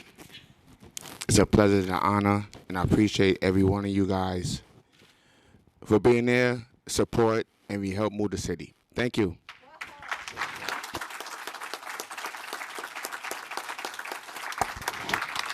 I'm sorry, one more thing. Thank you to my family, and now my family called me Mr. Baseball Tennis.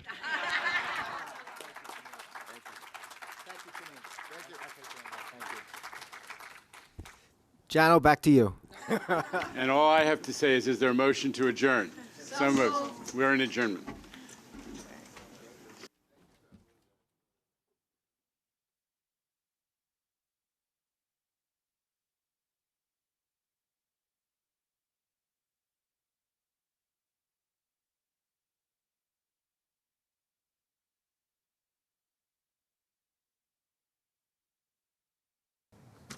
Good afternoon.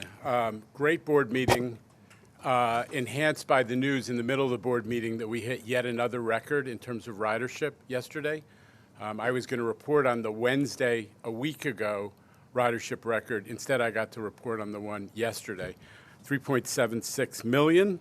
Record on Metro North, another day when the Long Island Railroad exceeded 204,000, and continuing to make records on Paratransit. And I think you heard an amazing presentation from Chris Pangilinan about the progress that's being made in making sure that our disabled customers who are New Yorkers and who deserve first-class transportation are getting better service, more reliable service, more service. So with that, and we also had a chance to celebrate, we're welcoming back all these riders, but the spirit of the MTA welcoming back riders is sort of captured by Tremaine Cradle, who was honored today for the way he stepped up and handled the situation on those days when Mets had a ball game and the U.S. Open was going full tilt, and he became the Sherpa for lots of people who are trying to find their way between those two mega events. So honoring MTA staff is part of what we need to do in these public meetings. So with that, let's have some questions. Let's start with Clayton Gusa of the New York Daily News. Clayton, good afternoon. Hi, Jano. The mayor this morning said that congestion pricing was something forced on the city by the state. It comes after he had already called for the exemption of municipal vehicles, tens of thousands of them, from the prospective tolls. Are you concerned about the mayor's growing opposition, and what's your response to his comments? I haven't looked at the comments, but I have confidence that the mayor as a partner in congestion pricing. Remember, there were three parties who actually moved this whole congestion pricing initiative forward under the supervision of U.S. DOT, Federal Highway Administration. It wasn't just the MTA, it was the state DOT, but also the city DOT. So they've been right with us all the way through. And in developing the environmental assessment, they've been partners. I think that the mayor, my sense is that, and from our partners on the board, is that the mayor was talking about the way that that congestion pricing initiative was adopted in 2019, which was different mayor, different governor, different legislature. So we're going to keep working with them. We have a great representation from the city on our new board, and we're fully expecting they're going to be participants with us. Now, after all, they are as concerned as we are about the fact that buses ain't moving. It is the mayor's management report that showed that that 911 calls are being delayed. The people who call 911 because crimes are in progress are not getting police response as fast because of gridlock. It's happening. Ambulances aren't getting where they need to because of gridlock. This is in the mayor's management report. So I'm pretty confident that they're going to continue to be partners, and the mayor's going to be partner in all of this. I certainly am listening to his views of what the issues are, and I'm sure that they'll be factored in by the Traffic Mobility Review Board. Yeah, and it's not just the mayor who's kind of, you have members of your own board, including the head of the Bridge Tunnel Committee. You have Murphy across the river. You have Zeldin. You have all kinds of opponents to this. I mean, this is two parts to this question, I guess. Just if this falls through, what does that mean for the MTA? And two, if this falls through, would you stay on the job having lost a bulk of your construction money? Clayton, I don't think it's going to fall through. Remember, it's the law of the state. It's not something the MTA came up with. The legislature passed it in 2019. We're just executing what was passed into law at that time, which is that we're going to develop a congestion pricing system, and it was going to be used to fund 30% of the MTA capital program, which is going to fund state of good repair and as well as expansion projects like Second Avenue Subway. So, I don't think anybody, least of all the city, wants us to move backward into the era that led to the Summer of Hell, to 2017, which was the direct result of underinvestment in MTA capital, especially state of good repair. So I think in the end, the law of the state of New York, which calls for congestion pricing, is going to be complied with, and we're going to move forward. All right, Andrew Siff back there from NBC. Also on the topic of congestion pricing, today Governor Murphy said that he's planning to call the White House and ask for an environmental feasibility study, which would be a much lengthier process than the environmental assessment that you're waiting for. If he does that and prevails on the feds to do that, are we now talking at about 2024, 2025 years of delay before this ever happens? Listen, you know, the feds studied this issue of what they were going to ask us to do. You know, remember, during the previous presidential administration, they just refused to give us any direction, which held the whole thing up. But when President Biden came into office, and remember, this is an administration that has prioritized climate change action. We are the first in the nation initiative to deal with traffic and its air quality consequences, as well as economic consequences, as well as the fact that people are being hit by cars every day. So the Biden administration gave us direction on what kind of environmental process they want us to follow. We have done that to a T. It's all been supervised by USDOT. So I'm confident that USDOT is not going to suddenly reverse all of its decisions and go in a direction that would cause delay to this very pro-climate change initiative. You're not concerned that New Jersey has found a way to slow the whole thing down? Listen, they are very much entitled to their own views and their own advocacy. I would just remind everybody that congestion pricing is not only a traffic benefit to New York, it is a net air quality benefit to New Jersey. And I understand that there probably isn't a ton of, you know, there aren't the same level of traffic crashes that kill people, maybe in some of these areas of New Jersey where elected officials are piping up on this issue. And then they may not be experiencing the fact that in New York we can't get ambulances to hospitals, we can't get, buses aren't moving, the police vehicles can't get to crimes in progress. I mean, what is, I guess the question is, do these people actually believe what's going on in New York? Have they been to New York? You know, we have a problem in our country with, we have climate deniers, we have election deniers. It seems like we now have traffic deniers.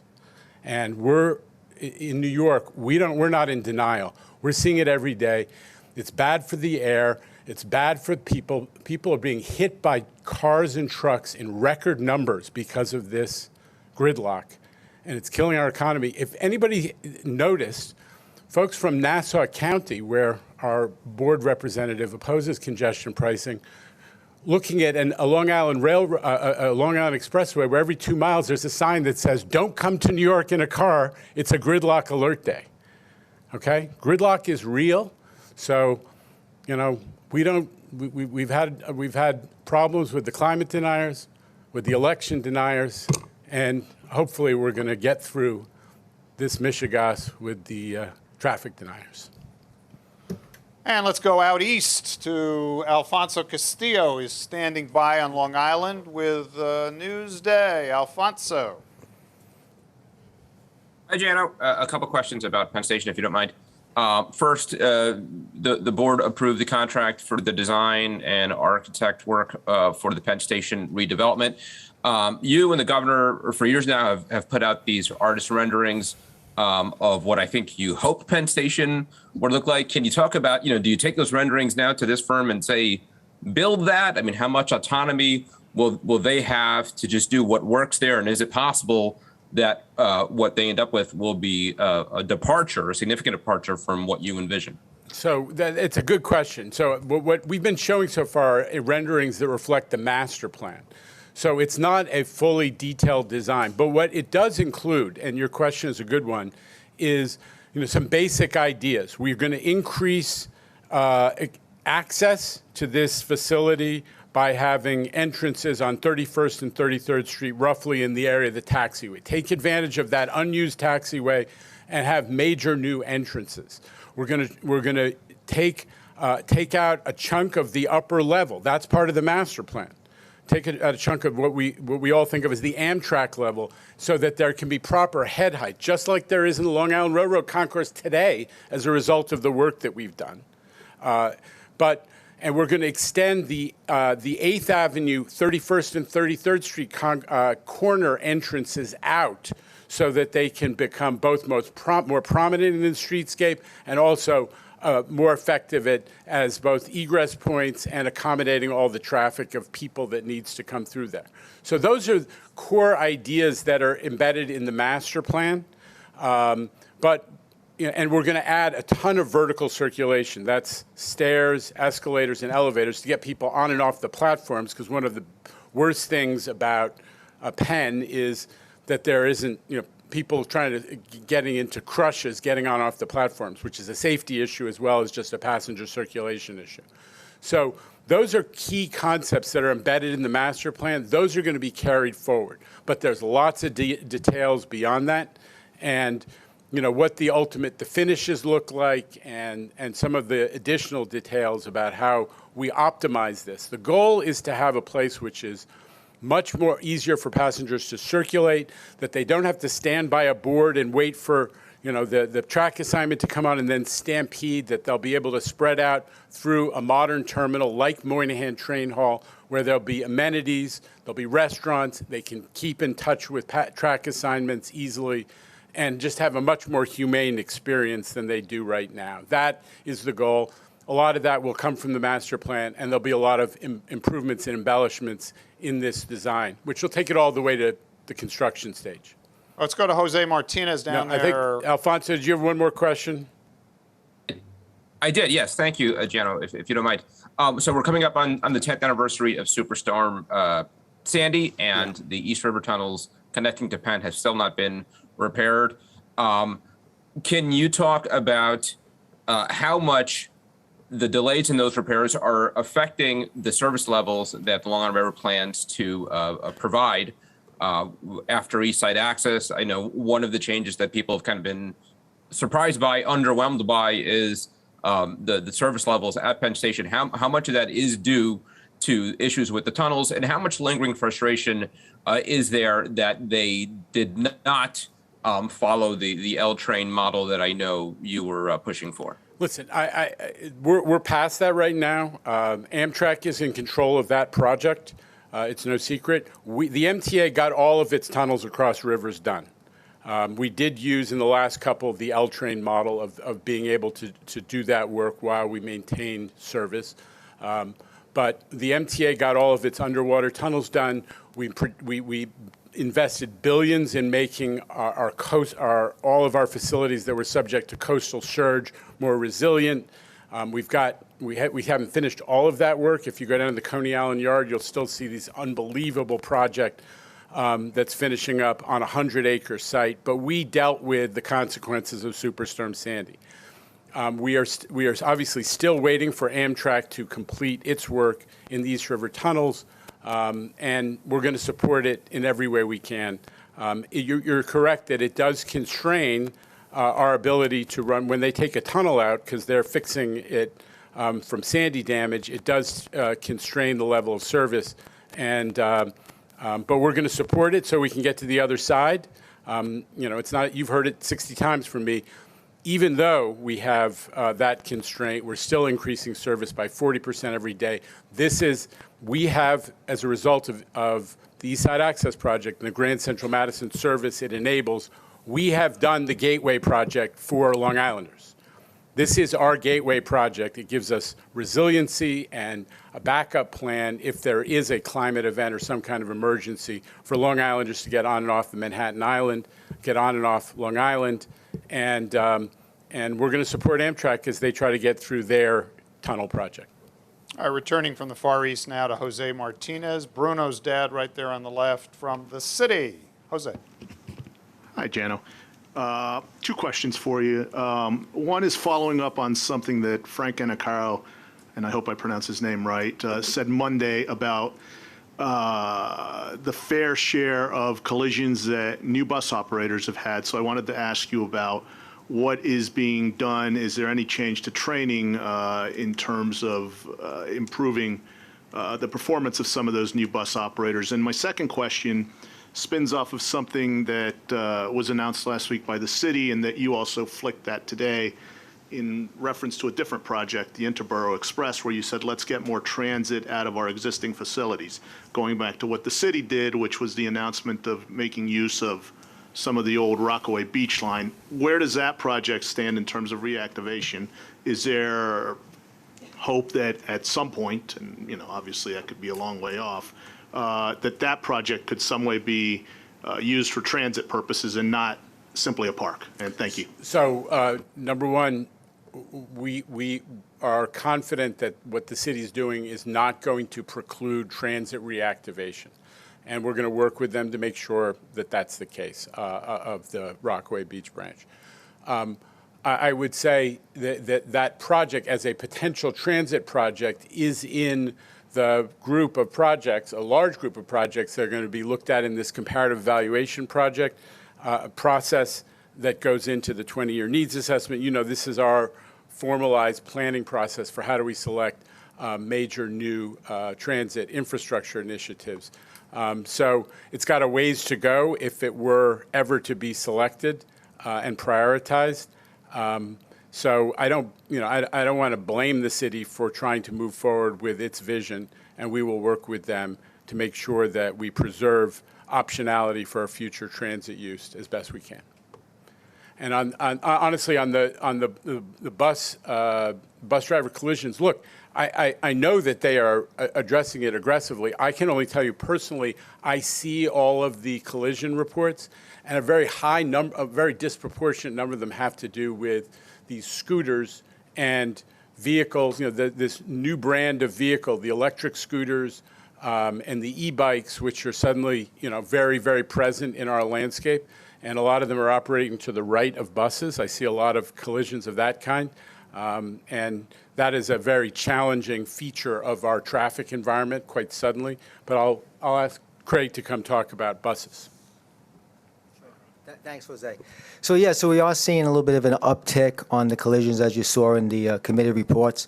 One of the populations of bus operators is the probationary bus operators. We hired, well over 2,000 bus operators over the last year or so, as we've, come out of the hiring freeze and want to bring back those titles. But, generally there's an uptick across the city. And, that is another reason, how congestion pricing would even help that in regards to, most of our accidents, or a large proportion of accidents, do happen in the central business district. So, again, as traffic has come back, we see an uptick there. On a good point is that we do see that the accidents are minor in nature, right? They're not major accidents. We encourage all our bus operators to report, any type of incident that occurs, and that's what we're seeing. And again, what are we doing about it? We continue to work not only with the probationary bus operators, but all our bus operators in sharing trends and retraining and recommunication as we see those trends occurring. And has there been any training time increased in the way that transit trimmed a little bit of time off of the back end of training for train crews? Absolutely not. All right, we'll move on to Dan Rivley back there from Spectrum New York 1. Dan, good afternoon. Thanks, John. A question on Penn Station and a question on the ridership returns you're seeing in Lower Manhattan. But first on Penn Station, do you plan to have proper seating, or is it going to be like Moynihan where the seating is small in amounts and off to the side? So that is definitely among the issues that will be resolved by the design team as part of this. The master plan did not wrestle with that level of detail. What it was with the master plan so far, it's not about let's get a light Penn Station. Let's get a Penn Station that's got enough access points for people to operate safely. It didn't get down to the detail of if and where we should put benches. That will be one of the issues that's resolved. Great. And then on the ridership, I saw the graphic, over the summer, the stations you're seeing greater increase in ridership was a lot of Lower Manhattan, some Brooklyn Heights, some Long Island City, Queens. Can you just characterize what you're seeing there, why you're seeing it, and why it was notable to present it? Yeah, what we showed you, as you said, Dan, we've showed you a lot of maps that indicated that the people who were riding most heavily were essential workers, especially in the boroughs, in working-class New York neighborhoods. What we're seeing now, the surge, is coming from the neighborhoods that were lagging. The neighborhoods that were lagging before, Midtown South, Lower Manhattan, Dumbo, Long Island City. These happen to be the center of what we call the creative knowledge economy. This is those workers, white-collar office workers in the creative industries who are not going to work as much. They're clearly coming back to work more frequently. But also, it's their neighborhoods which are visited heavily by tourists. So it's tourists and it's knowledge economy workers, and the maps made that clear. Quickly follow up on that was when you see in the Brooklyn stations and the Queens stations, they're very close to Manhattan. Was there anything special about them, or it was all part of increase in tourists, increase in people working? Was there anything notable about the Brooklyn and Queens stations seeing an increases versus I think Midtown? I think what we're seeing is that the hotbeds of creative workforce in Brooklyn and Queens, our satellite downtowns, are Long Island City and Dumbo for tech workers and creative industry workers, and it seems like they're finally coming back to work in numbers, and that's what was reflected on the maps. Over to Michelle Kasky from Bloomberg News. Michelle. Hey, Jano, thank you. So about congestion pricing again, I know in the past, if I remember correctly, you've said that you anticipate a final federal approval by the end of the year. What's the latest on that time frame? What's the latest that you've heard from the federal government, from DOT? So I don't have an update on that. We had an agreement on a schedule we had an agreement on a schedule with the feds that would yield a final FONSI, finding of no significant impact on the environmental assessment by the end of the year or early in 2023. We have complied with literally every step that has been set forth in that agreement. We had a 4,000-page environmental assessment. We studied intersections that are closer to Philadelphia than to New York. We've documented all of these air quality issues, which frankly are just us studying what could happen. And I want to make an important point here, which is not only did we study what could happen in a variety of scenarios that the feds approved and kind of helped to configure, but late in the game, we added a scenario with their approval, which was clearly designed to minimize impacts of additional trucks on the Cross Bronx. If you studied this, you'll see scenario G has a result of it was trying to get to 0, but it only got to 50 more trucks per day on a base of 28,000 trucks per day. So we were trying to minimize and study how to minimize truck impacts on the Cross Bronx. It clearly indicates our purpose to make sure that the Bronx, which historically has been on the short end of the environmental justice stick, does not have a lot of negative impacts. And that if there are any identified, that we have strategies to mitigate them. That's a priority that we've already demonstrated by how we've done this EA, and we stand by that. You haven't heard anything lately from the federal government or DOT that would indicate that you're going to get an answer sooner than you were anticipating or later? No, I mean, we have the same schedule we've always had, and in fairness to them, what they're doing is, the process that we're in right now is we have to take these 60,000 comments that we have received and to organize them into bundles, because they tend to be repetitive, and you just make sure that you're classifying them and answer all of those comments, and then the feds, and provide answers to all those comments, and then the feds, that is close to the final step of satisfying the environmental process that the federal law and the federal government requires. All right, one seat down to the Post's own David Meyer. Good afternoon, Jano. Two questions. First, you heard some criticism here today, and there was some on the internet last week, or I don't even remember where it was, about the signage and the messaging around masks. There was a sign that said, "You do you."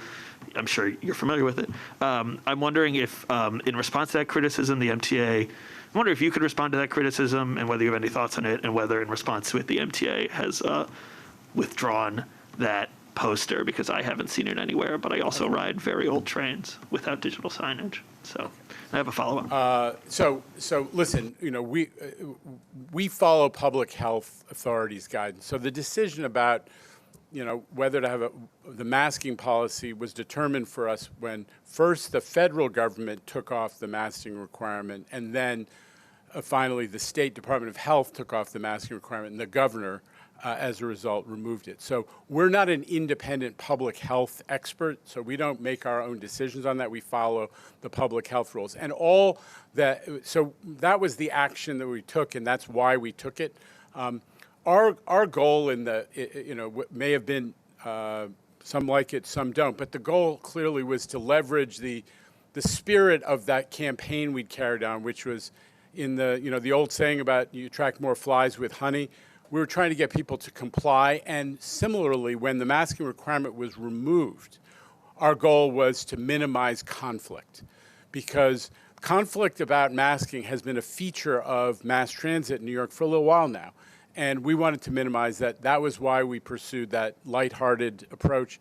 I'm very respectful of those who didn't appreciate it. It is, you're right, your observation is correct, it's appearing a lot less, but our goal is really to minimize conflict, which had broken out because of masking in the system. And the whole effort is, come on, let's be respectful of each other. Those who mask, those who feel vulnerable, let's try to make sure we're not making them feel worse. And I just add to you, we still use the word, make it clear that we encourage masking. That is also very present in our current signage, so please don't overlook that. So 2 follow-ups, one on this topic. You said use a lot less, just so it can be accurate if I write this up. Does that mean you've yanked it completely, or people might still be seeing the signage somewhere? I have to check, but it's a lot less, and we're very respectful of those who, for whatever reason, didn't love it. Understood. And then follow-up on the seating question. Do you believe it was a mistake to not include seating in Moynihan when it was opened? I haven't studied that, honestly. I worked on Moynihan in 1999 and 2000 with Senator Moynihan. It was long before those kinds of decisions. Should large train halls have benches? It's an abstract question. We're in a different era, and the key issue is circulation and what is good for the riders and people who use the station. I can't speak in generalities about that. Thank you, Jano. All right, back in the Loge section there is Greg Mocker from Channel 11, Pix 11. Go ahead, Joe. When you look at the ridership numbers as they come in, and it's another record day, kind of what's your impression of those, and what's it going to take for you to kind of start to feel more confident about them, that there maybe is a trend there? It's a good question, Greg. We've hit new records every week since Labor Day, and several times a week, and on the different on our different services. We're hitting records on the subways. We're hitting records on commuter railroads, on Metro North and Long Island Railroad. We're hitting records on Paratransit, on Access-a-Ride.